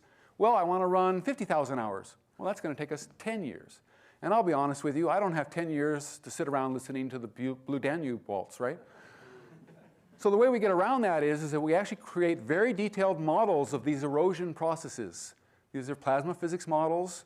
They're done primarily by Dr. Michaelides in the back of the room there, and Ira Katz. And what they do is they actually find where all these particles are, and they find out where they're going to go. And this is an example. These are the grids that I was talking about. And you can actually break this into a calculation. These are trajectories of ions. And what you can see in this particular case, the ions hit the other grid, and they would erode it and sputter it away. But if you operate the thruster properly in the center one here, the ions miss the grids, and they leave, and there's no erosion. So this kind of tells us how to operate a thruster. And these are also examples of inside the electron emitter. What are the plasma parameters? It's a big word. What's the density? What's the temperature? What's the energy of the particles? We do all those calculations. We calculate all the erosion. We find out where the problems are. And then we go in and we fix the thruster. And then you start over again. Now, that works actually incredibly well, because we built a thruster based on these models. If we know where all the particles go, we know how to build a thruster. And that's the thruster you see on the upper left. And this is the one for that big 2005 mission to Jupiter, right? The big ion thruster one. This is a 25,000 watt ion thruster run by a nuclear reactor. It's this big in diameter. And you can see that I don't think it's a dirty business. I'm smiling, right? And I'm there with Tom Randolph, who's the program manager on that one. And it was the highest efficiency thruster ever. Over 90% of the power and over 92% of the fuel turned into the beam. So it's the highest efficiency ever made. So we built big thrusters based on our codes. And we also built small thrusters. And this is an example of a 3 centimeters. That's just over an inch. The thruster is only this big. And it only puts out a very, very small amount of thrust, 0.00 something ounces of thrust. But that's exactly what you would need if you're flying a small spacecraft and you're just doing a little bit of positioning and motioning, called precision formation flying. So big thrusters and small thrusters are all possible now because we have very good models and we understand where all these particles go.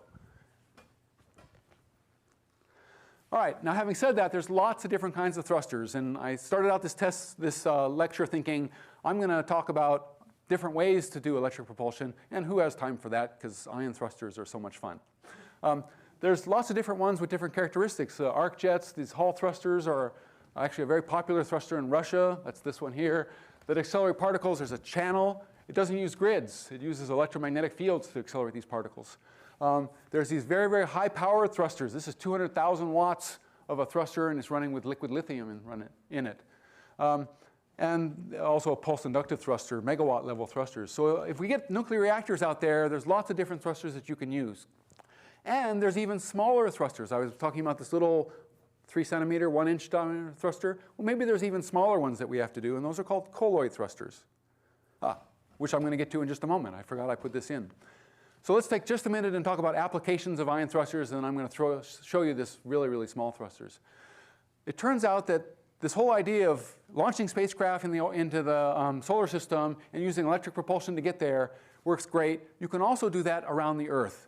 So communication satellites around the Earth are held in position by electric propulsion. What actually happens is everyone has DirecTV, right?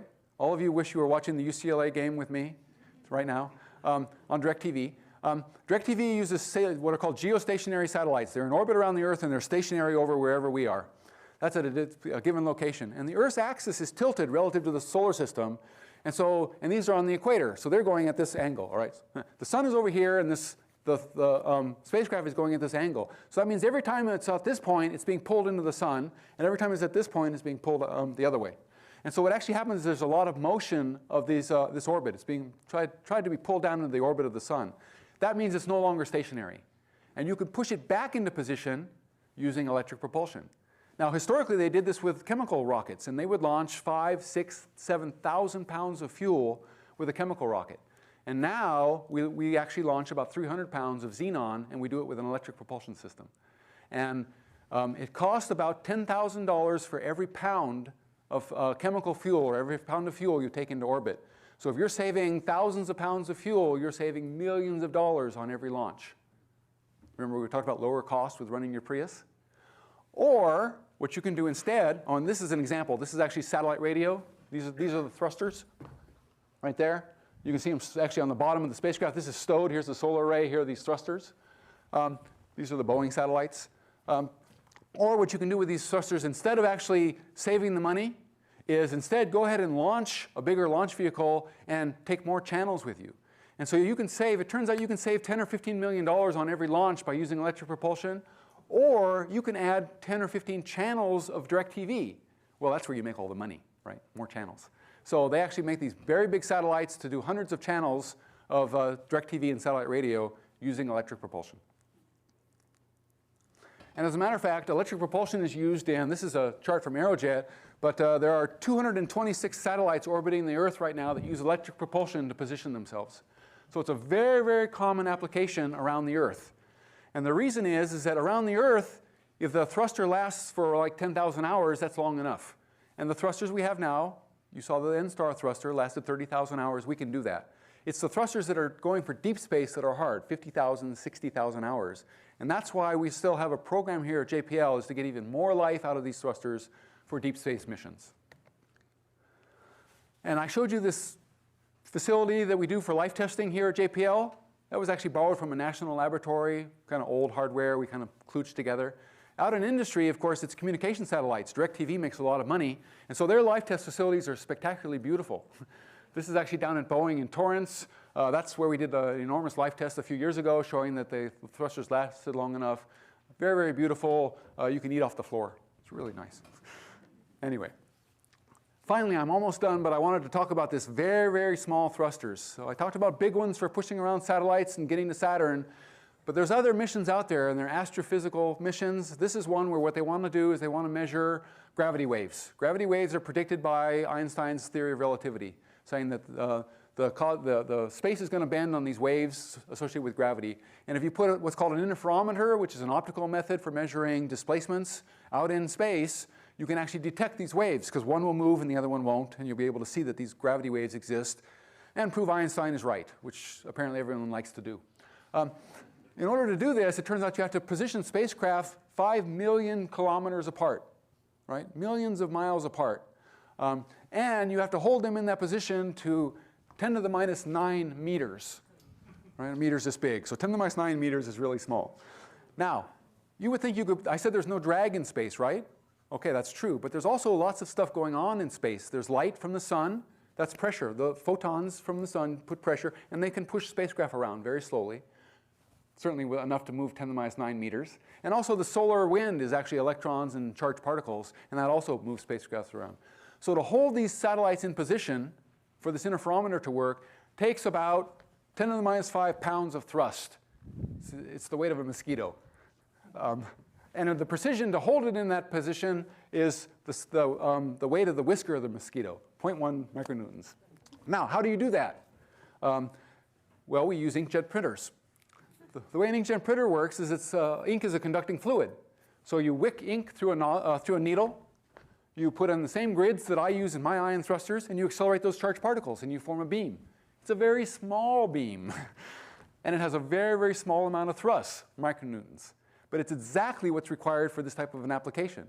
So what you can see is that electric propulsion spans from thrust on the order of very small compared to a mosquito, up to thrust, which is on some fraction of a pound, for positioning spacecraft or for moving it in the solar system.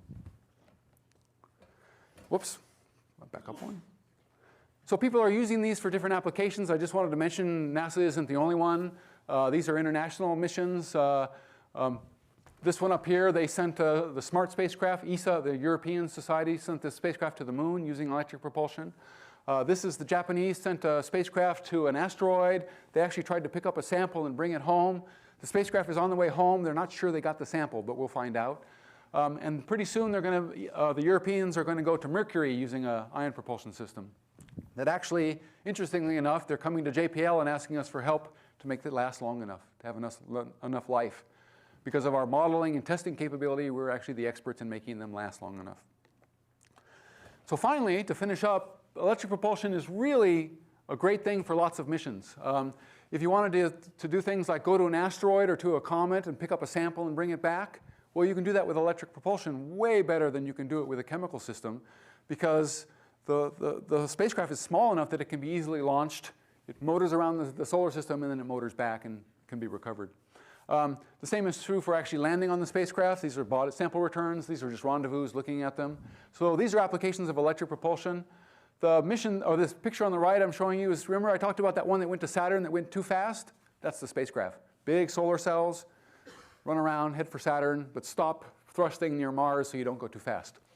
And the one on the top is, I just wanted to mention, is that we still do chemical propulsion. This is if we went to Mars to bring the samples back. You land on Mars, you have to have a rocket to get off of Mars to come back. Well, so we still would do those types of chemical missions.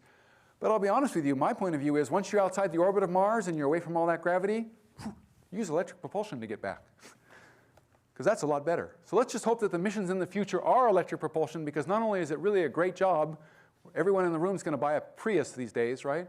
And we're hoping that most of the missions that are coming up in the future are electric propulsion missions. Thank you.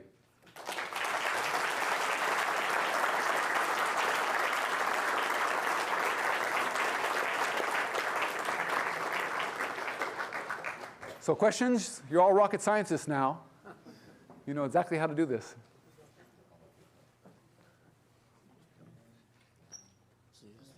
Sure, please. Okay, I have a question about the different fuels. I think I remember cesium's easy ionized, mercury had multiple ionizations, xenon. Could you say something about the different fuels for ion propulsion, and if you think that the best one is yet to be found? Oh yeah, it turns out that the way that it works actually is you're throwing an ion out there. Well, the bigger the ion is, the more thrust it is, right? The bigger the bowling ball going that way, the more pressure is pushing the spacecraft this way. So you want to use something very, very large. Cesium, mercury, xenon, they're all really big atoms, so they give you this same amount of thrust. The liquid metals you mentioned, you were right, those are easy to ionize, so they made very efficient thrusters, but they're caustic and nasty stuff, so we don't want to use them. Xenon is really great. Anything else that's radon would be super, but it's radioactive. You know, so for right now, xenon looks really good. We haven't found much else. Yes? I have a question about when you're, like the SMART mission that went to Moon, and it's taking a long time to get there by going many orbits of the Earth. Yes. Is it possible that it takes more delta V when you go slowly like that than if you did it all of a sudden in one? That's absolutely right. And on the average, it takes almost twice as much delta V in order to go slowly and spiral out like that. So there's a penalty for using electric propulsion because it takes you a long time, and the orbit is not optimal. So chemical is a little bit more efficient on that, but it turns out you still win because the ISP is much larger than that factor of 2.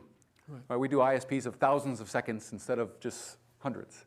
I have one other question. If you're going to, say, someplace like Mars, I saw a paper once where they talked about adjusting the thrust to minimize the time to get there. You sort of have like different gears, and yes. You start off in a low gear, a low ISP, and then you end up with a high gear and a high ISP, and that for a given amount of fuel, you can get there in less time.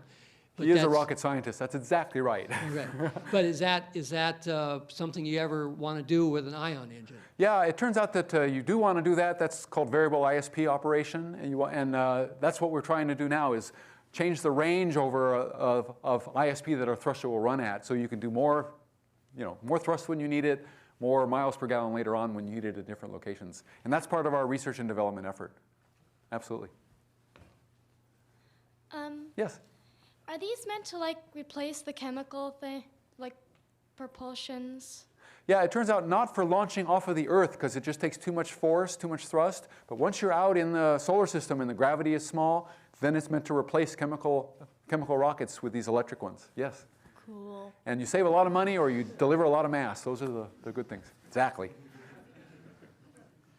Well, first a brief comment before my question. Aerojet General was the JPL spin-off that von Karman founded to make JATO rockets for the jet assisted takeoff for over In the 40s, yes. Yes, and Aerojet General is still there. It's a JPL spin-off. The question I had was, you mentioned that the thrusters operate with a potential of something like 1,000 to 2,000 volts on the grid. Is there a trade-off between the voltage, which would give you greater acceleration, and the damage that the ions do to the grid? Absolutely, that's a major trade-off. And what we find is that higher and higher voltage, higher ISP ion thrusters erode faster. And so we have to do a much better job in calculating where they go and make sure that those particles don't hit anything, minimize the ions that do hit the grid. So it's much more challenging to get very, very high ISPs. Thank you. That's why we do models. Models are great for that. Yes? Other than Dawn, have there been any major space missions that use ion or electric engines?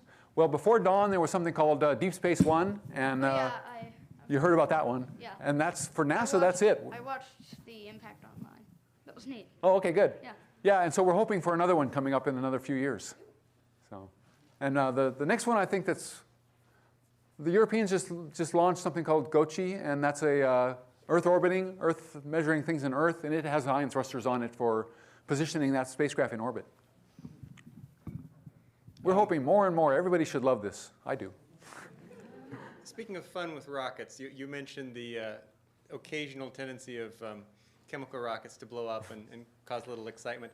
A few thousand volts, do you ever get at least a few sparks flying around? Actually, you do, and it was a funny thing when I first started working in this field. I said, you know, occasionally these things just kind of arc and spark a little bit. What do? It turns out you build your power supply to just sense that. You turn the power supply off for about 1 second, turn it back on again. The arc goes out and you just keep going. It's called a recycle, and it's very standard, and right now, ion thrusters recycle maybe like once a day. A little tiny arc or a little spark hits. Yeah. It sounds like a lot of voltage. It is. Yes? With the ion thrusters and the improved ISP, like if we're talking about like deep space missions, like out maybe to the Kuiper Belt and past, like how long are we talking about? Like how long, like relative to traditional chemical engines, like how much improvement? Actually, it turns out that if you're going way out like that and you have power to thrust, you can't use solar cells, you have to have a nuclear reactor or so, you can go faster and faster and faster. So the time that it takes to get to the very far outer planets is a half or a quarter or a third or something, what you would get in a chemical system. And how long is that? Well, it's 5 or 6 years to get to Saturn, so maybe out to Pluto is 8 or 9 years, and into the Kuiper Belt's even longer than that. So it's a long time. So if you start early when you're in your graduate career, you can see it before you retire. So, yeah, electric propulsion has been around, as a serious thing for certainly 50 years now, and it's only been flown significantly in the last 10 years, but it's growing enormously because of those benefits. And so people that are starting electric propulsion missions now say that they are going to actually fly in 5 or 10 years from now rather than before they actually, or after they retire.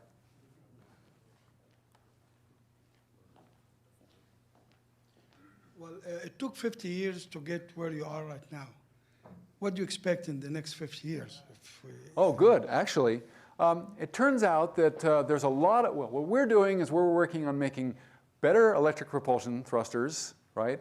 Which means higher efficiency, more thrust, variable ISP is a very good one. So it kind of tweaks on that.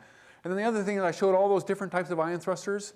The idea is that if you really want to use electricity, you have to have a source. So if we can find a source for higher electricity, higher amounts of electricity out in deep space, then we can go to these very, very high power rockets, electric rockets.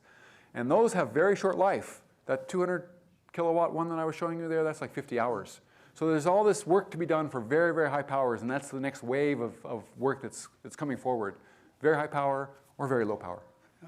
You also mentioned that universities played a major role in the development, not only JPL. That's right. What are the universities, which universities and which one have programs right now? Well, I'll just, yes, it turns out that a recent graduate of Caltech who worked here at JPL for about 3 or 4 years is now a professor at UCLA. So UCLA has a program again. It stopped when I left and Ted Forrester retired back in the 80s. UCLA is starting again with electric propulsion. Stanford has a program, University of Michigan, Princeton, Georgia Tech. I apologize if I'm forgetting MIT. So most of the major universities have research in this area. part of the reason is the facilities are pretty large. You need these big vacuum systems, and you have to have a pretty good-sized university to support the operating and testing of them. And you have to have pretty good students because the models are pretty complex. But the big ones are, there's 4 or 5 out there. Yes? Do you think electric propulsion will ever be used for manned missions? Yes, because never say never. You know, the challenge for manned missions is, and I've actually seen some of these studies and worked on them, is that you need a lot of power. You have to be able to get a half a megawatt or a megawatt of power and run these relatively high thrust engines, because you can't take 5 or 6 years if you have a manned mission. You have to do it in months. And so that means you need a lot of thrust. So if you have a power source, then you could use an electric propulsion system. And so I think as we come up with ways to create this power, whatever that little battery pack is in the phaser, that's what we want. Something that has a lot of power, and then you'll see it used for manned missions, because then you can use these special systems and really get a lot of thrust out of an electric system. That'll happen. Good topic for your thesis research. Yes? Like in 50 years, you got from like chemical thrusters to these electric ones. Do you think that you'll get like the same amount of stuff done in the next 50 years? I sure hope so. That would be great. Like I said, you know, there's lots of candidates out there. We understand the physics of these devices pretty well, and there's lots of good things to work on. So we can make a lot of progress in how long they last and how well they work. So yeah, I think there'll be a lot of progress. You know, part of the delay in the last 50 years is just waiting for the solar cells to get big enough so we could actually have enough electricity. If we have enough electricity, you'll see big advances coming through in the future. Yep. All right? Oh, good. So one more. Thanks. What other technologies might interface with this technology, and what would that produce? What other uses could it be put to? Oh, what other uses? Well, certainly not NASA uses, honestly, is that the technology is, you know, ion thrusters are ion thrusters. But the same types of technologies are used in a lot of industrial applications here. It turns out that they used to make, you heard earlier that I invented the machine that makes sunglasses. Well, that's a plasma source, an ionized gas source. It uses a cathode and a discharge chamber similar to this, and it produces, it sputters material. The same thing that wears out thrusters throws that material on the sunglasses, and that creates the dielectric, the different layers that cause different index of refractions and attenuation in your sunglasses. So the point is that same technology is used in a lot of things. We use it in semiconductor processing.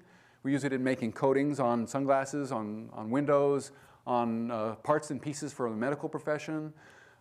Anytime you have a situation where what you're looking for is energetic particles, this technology is really good at that. You can accelerate the particles, give them a little bit more energy, and then deposit them or sputter with them, and it's very, very useful. So it's very common in the industrial applications. Not so common now for NASA, but we're hoping more and more. Thanks. So I know my time's almost up, but I just wanted to mention is that, okay, I invented this device. We actually spun off from my laboratory at UCLA this company to coat sunglasses and licensed the technology to a company in Germany. A company has made, I believe, $700 or $800 million selling machines based on my little plasma source.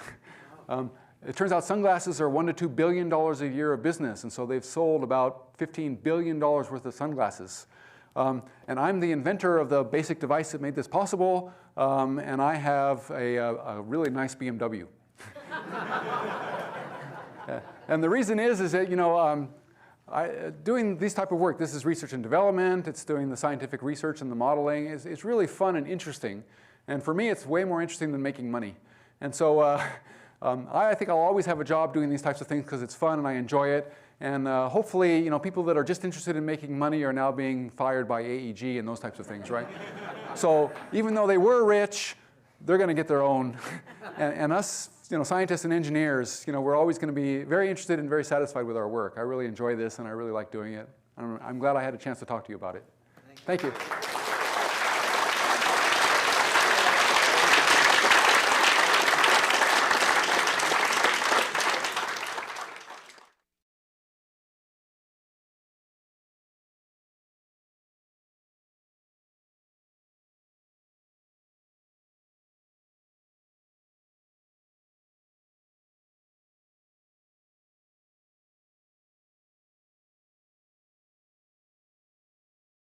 For more than 2 years, the Perseverance rover team has added over 850 names for Martian rocks, drill targets, and other locations, and we're gonna need a lot more. But where did these names come from? Let's find out the process.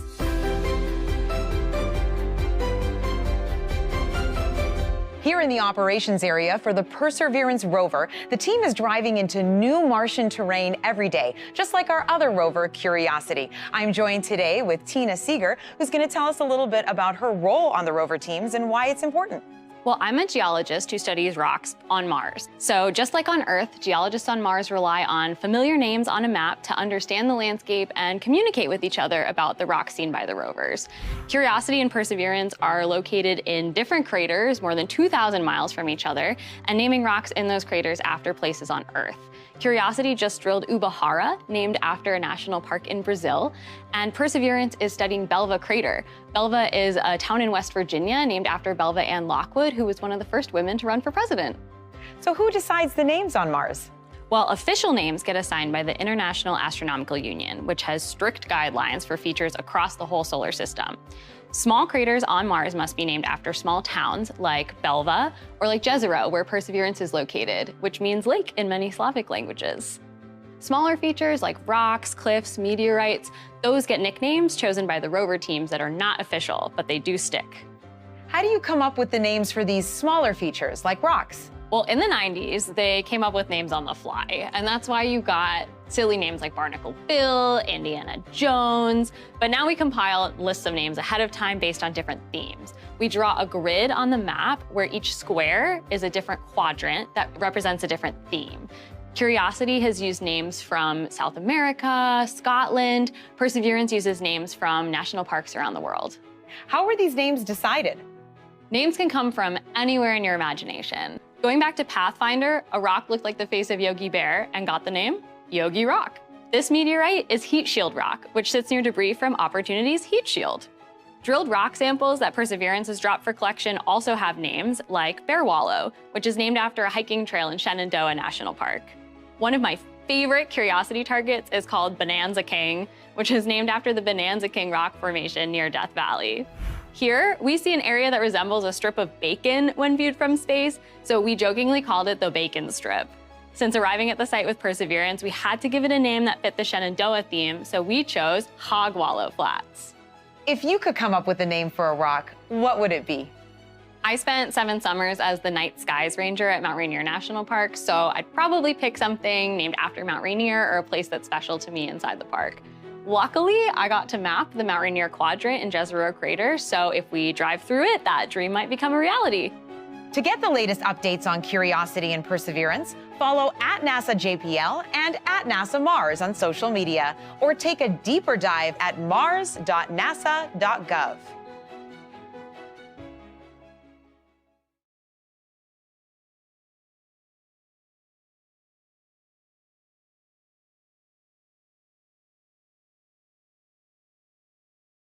NASA's Europa Clipper will explore an icy moon of Jupiter to see if there are conditions that could support life. Let's head into the spacecraft assembly facility behind me to see how the mission is coming together.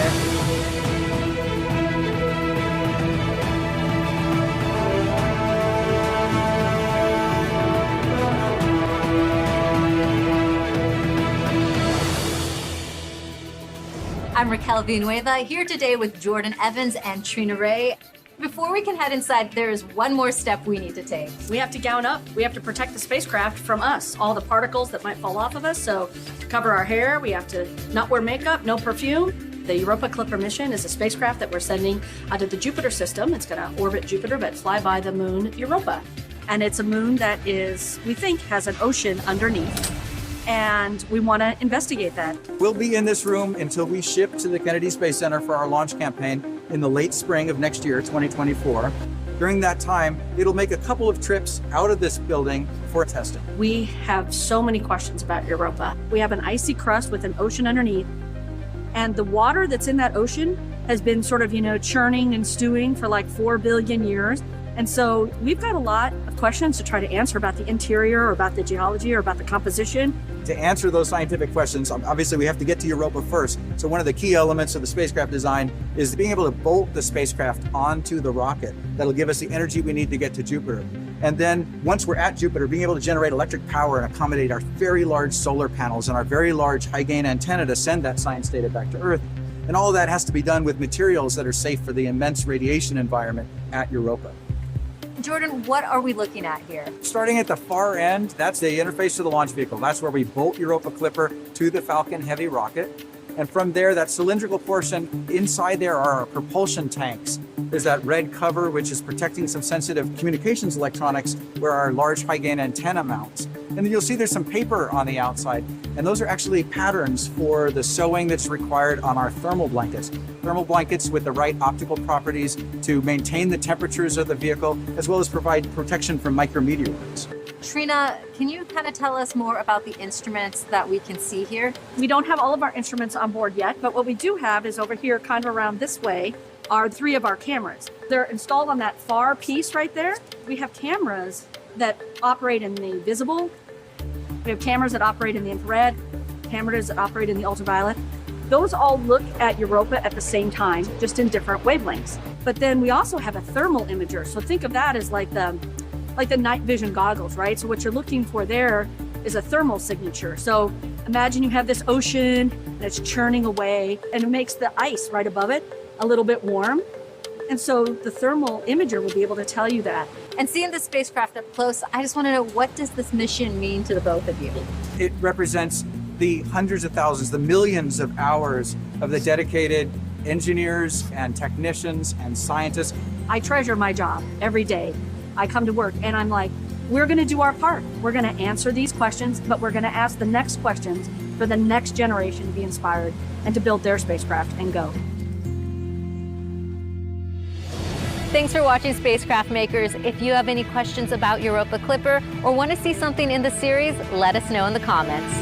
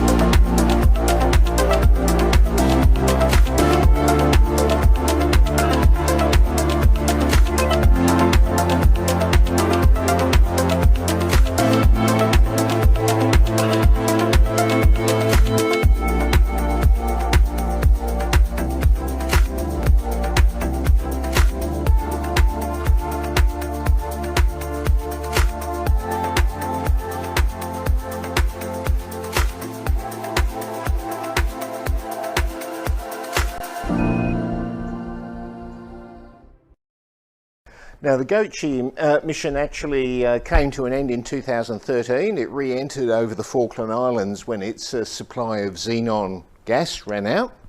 So it was actually using one of these advanced ion engines. And interestingly, it was in orbit about the Earth, but it was only 255 kilometres high.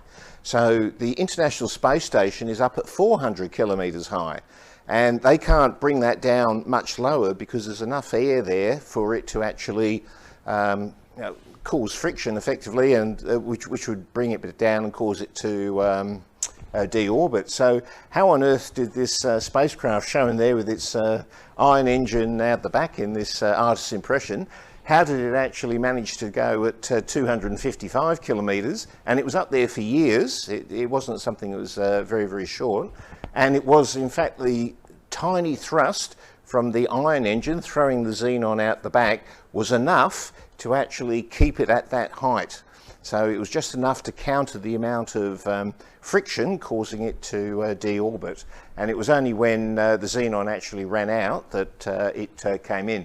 Now, what this European Space Agency's satellite did was measure the gravity field of Earth very, very accurately.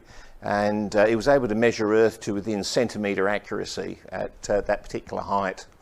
And what you'll see in the close here is one of the findings of it as to the true shape of the Earth. Now, this goes for a couple of minutes, and everything that's red is parts of the Earth that have the gravity that appears where the Earth is 100 metres bigger than what it really is. So in other words, there's maybe something more dense underneath that part of the Earth. And everything that's blue is 100 metres less than what you might expect from the position of the Earth. And you'll see the Earth is quite a lumpy thing. It's not spherical by any.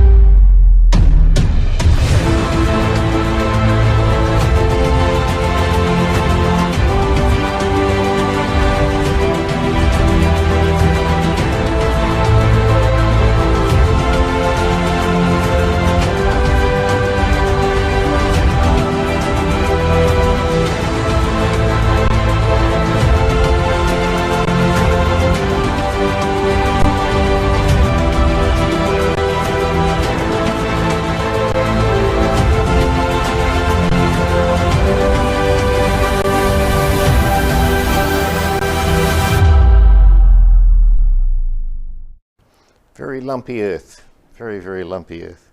And you saw with Australia, it diagonally across it when it came, it was red on the north east side and blue on the West Australia side.